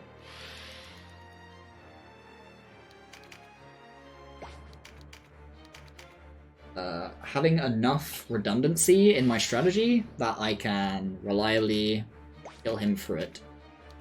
Or at least semi-reliably. Obviously, with the nature of how the RNG has gone this run so far, I'm not going to trust the RNG here. But, you know, is what it is. I have to try and win.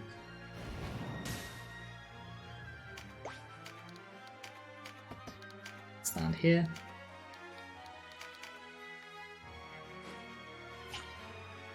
So I want it to hit both Denim and Canopus here if possible. But Canopus is the one that's important. So this will hit Canopus because first target got hit. From here I can double shot. Hopefully it just wins.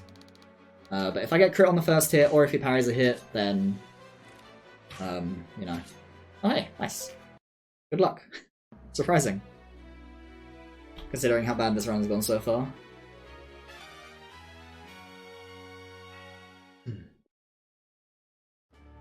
Now, we're straight back to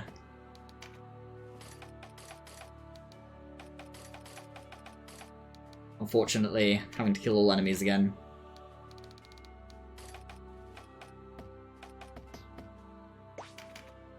This next map is a little awkward. There's a lot of undead enemies who come back after their free turn timer instead of perishing.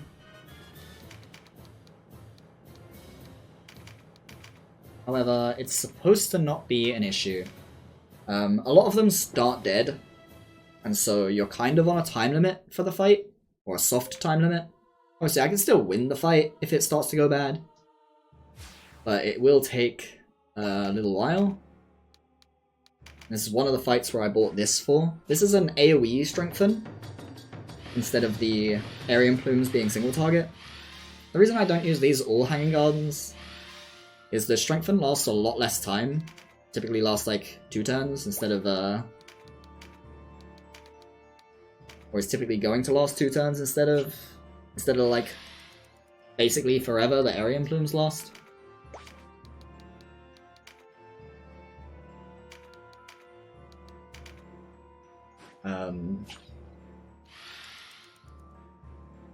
But because this fight is on a, as I say, it's on a soft time limit anyway because of the undead that is going to start coming back, which will result in a lot of time loss. I may as well...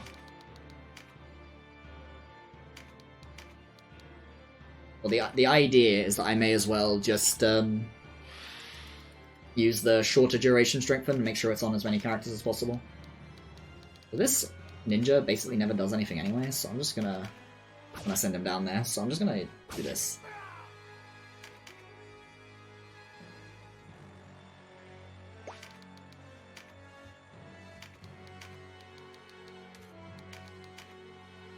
So we really want these paradigm shifts to hit, but if they miss, it's not that big a deal.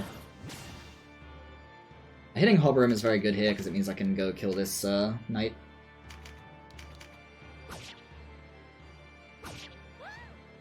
Missing Canopus is unfortunate, though. Because Canopus's role is to kill 2 of the knights in the back, as they are... Oh, then this is Sara. Good job. Because they're a lot further away, but they're also on low ground, so it's pretty reliable to just like shoot them.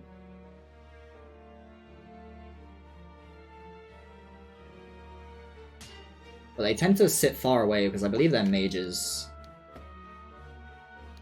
Well, I am going to do this, even though I probably shouldn't. I think this isn't even saving me much RT. Hit Canopus, which is the one I wanted it to hit. Can I reach this? I hope I can. If not, I'll just have to shoot the other one. Okay, good. This is the one I really wanted to hit because it's further. And we're gonna have to watch some of these timers tick down. Okay, I can't reach that one from here, so I'm gonna have to get another Canopus turn. But that should be fine. I should easily be able to get a Canopus turn with just doing this here. I do need to see how many... Oh, I've got 16, I've got... I have so many. I will say, I did get lucky in one way on this run, which is that I have a lot of money. Usually I'm at like 9 or 10 paradigm shifts left here and I have to start worrying about it. Because I need quite a few for the final boss, but right now I have more than enough. So one more fight where we have to kill all enemies and then just a few boss fight type fights, and then we're done. Again, we are, unfortunately, almost certainly not going to hit estimate. Unless something strange happens here, but unfortunately there was not that much I could do about it. I got really gibbed by the RNG in this run. Everything that could have gone wrong went wrong, almost, in the mid-game. It has been going well in Hanging Gardens here though, so it's not all bad, I suppose. Sure could have gone worse in here.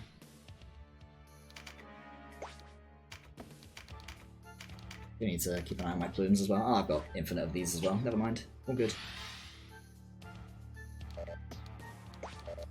That inputs are hard.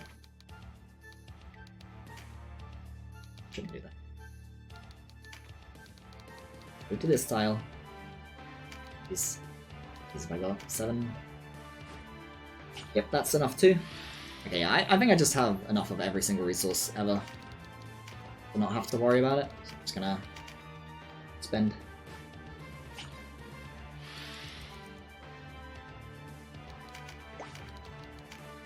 I just got so used to... In all my practice runs, I got to the end of the game and didn't have anywhere near enough money to do like what I want to do. So it feels weird to have enough money for a change. In one of my practice runs, I even had to skip buying some of the equipment because I was so short on money. Which was, frustrating. Cost me a lot of time in the handguns because I was down an archer, basically, the entire time. Well, hit all my all my ninjas, which is nice.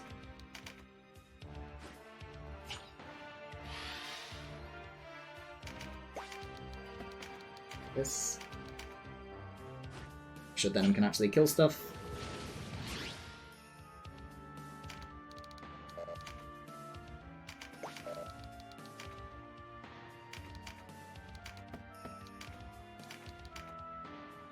Room 2, I guess.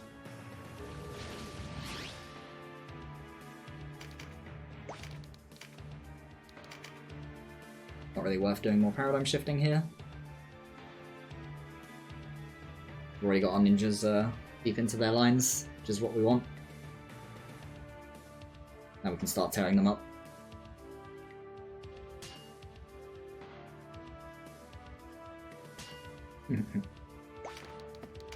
It's so funny just watching blocks happen so regularly in this game, just because you're so overleveled that you're, Man, I just can't kill anything. It's unfortunate. I guess I'll soften something up then. Something that I'm sure that the other archers are going to be able to finish the job on. We want our ninjas to get deep into the backlines here, if we can, because killing the backline is the frustrating part of this fight a lot of the time. So having Denim and Hoverim just charging into the back like this is very very good for us overall. It's the one I weakened, isn't it?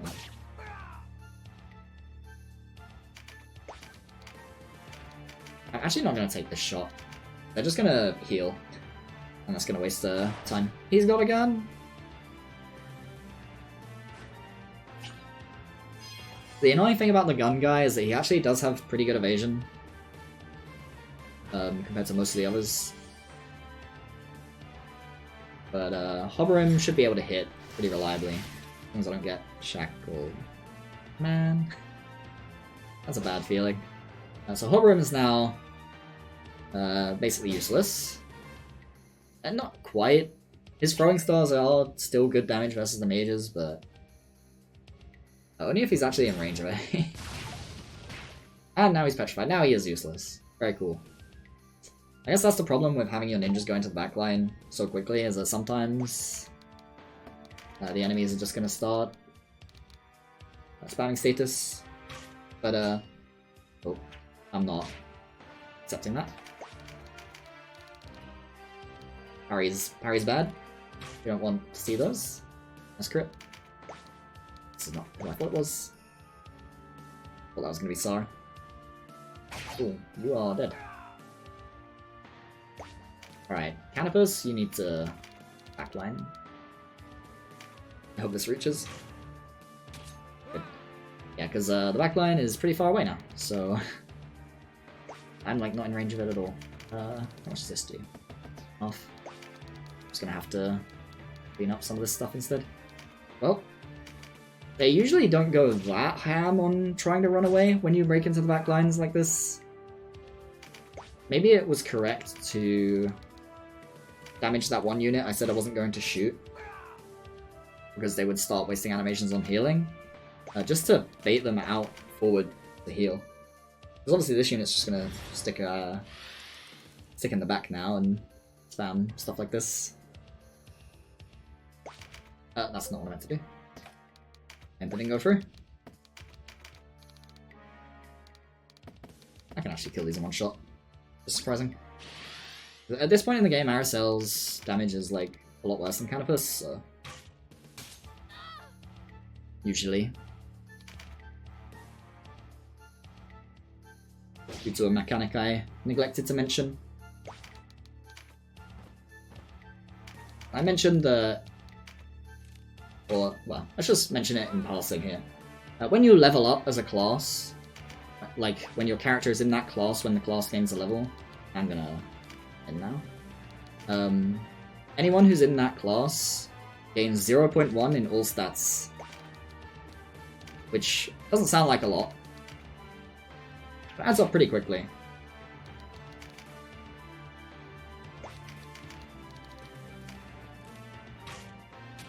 And so that's part of what contributes to Denim being so powerful in the late game here as a ninja. He gained like 24 levels as Archer or something. He gained 2 levels as Warrior. And he's also gained like almost 30 level, or like 30 or more levels as a ninja as well. So he's just gained so many stats from getting point ones.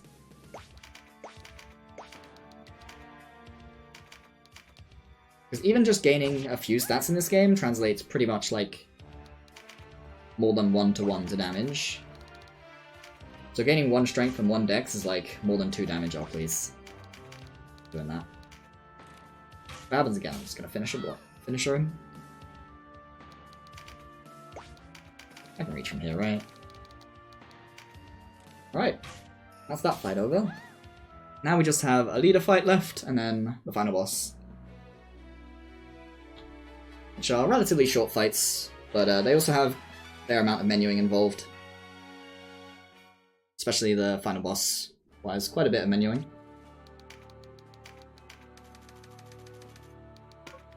Need to learn Strength and Free here. And I need Aracel to be 93 RT, and Sora to be 94, that's fine.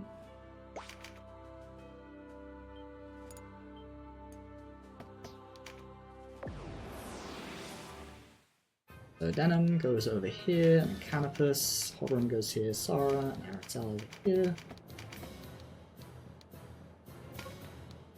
Yep, that's correct. So one of the leaders here has ranged parry, and one of them has melee parry. So naturally our team, which is pretty good at both of those things, is going to target which one they're good at. The one with ranged parry is the guy with the purple hair, and the big guy has melee parry. No, he has ranged parry. No, he has...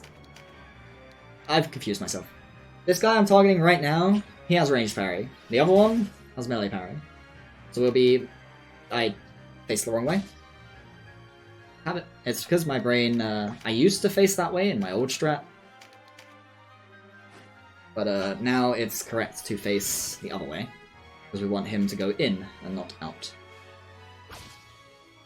Annoyingly, they do have like really high ranks of Rampart Aura, which can make attacking them with melee units very frustrating. Yeah, I got the shot with Canopus, which is nice. That speeds up the fight somewhat significantly. Now it's all time to kill Barbas with the archers. Melee units can kill Martin. As I say, that way we get to avoid the parries.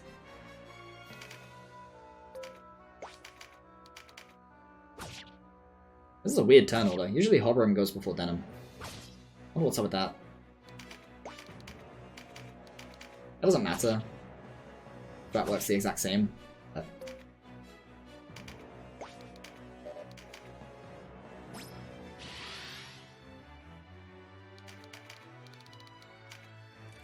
No, he lived. I have to take an extra... Oh, he lived on 1! Now I have to take an extra shot.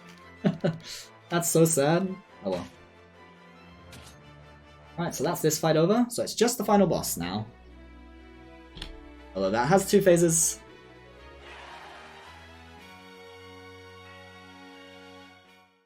Yeah, he's a very good archer. He's a very good ninja as well, because they scale off of dex. And he has insane dex. Dexterity is a very powerful stat as a whole in this game. But as I say, we need to do a lot of menuing. 86, 90, 81, 86. So the way we get him to 86 is we remove his ring. We weaken his armor. We need Sara to be 86 as well. We do by that. Aracel needs to be 85, which is like this. And we need the Azure. And then Merdin also needs to have 86, which is like... What's wrong?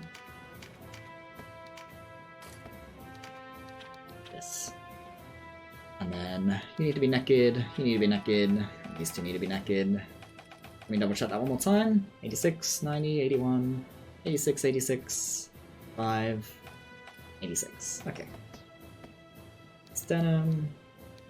So it's Voltaire, Merlin, Archer, Livia goes here, Buildus goes here, and the other Archer goes here. Is that? So the first phase of this fight, he summons a copy of each of your units, which is part of why we made our RT the way we did. The RT and the unit positioning is all very important in this fight. Else it just doesn't work at all. You'll see why in the second phase. We open with Celerity and Canopus to make him go just a little bit faster. He's not going to go much faster, but we do need him to take his turn at the right time. We need to plume Aracel. This is very important. As a backup. If Canopus doesn't finish the first phase on his own, then Aracel will have to pick up the slack.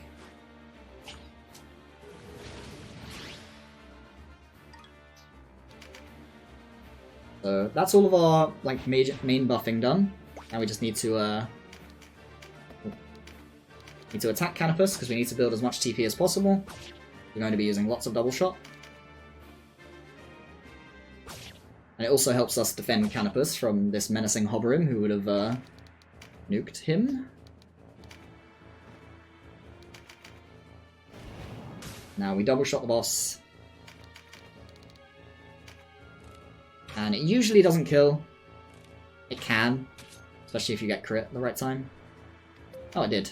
Awesome. I guess that's because of the ring. And now the final phase, so very close to coming up on the end here. Does mean I get an extra shot with Aracel here. Doesn't do much damage, but I mean, it's relevant. Now you'll see why the positioning matters.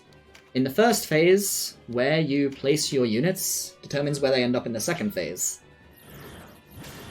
So just like the rest of the run, we're going to be using this funny broken spell to absolutely maul a giant demon creature thing.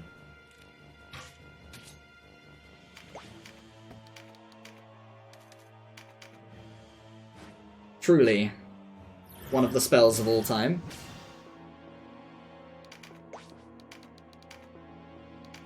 And so we've set up our positions just correct so that Canopus can move one by one to them, and they can throw a paradigm shift on him so that he can continue his ridiculous onslaught of double shots. And look, I think this next turn should be the last, as long as I can get this paradigm shift to land. I think I have a spare, so it should be fine. Okay, there we go. It landed. Double shot. It might not quite kill, but it should. And 1, and 2. And there we are. And that is time. A little overestimate, which is a shame, but it's kind of the inevitable case when you get such bad RNG in every way possible. So that was Tactics Ogre on the PSP. The other version speedruns look very different because the games are completely different games. I hope you all enjoyed watching, and I hope I did a decent job of explaining this incredibly mechanics-dense game. There's so many different things that go towards it. Well, I'll just let this bit play out for a little bit until I get yelled at and told that I'm good to go for the next runs to start. And yeah, and thank you all for watching. I love this game, it's my favourite one. You should all play Tactics Ogre Reborn, it's an amazing remake. The voice acting is all stellar, and does a great job to make the story even more powerful.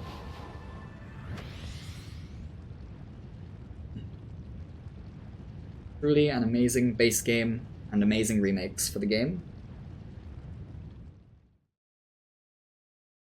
thank you all for the GGs.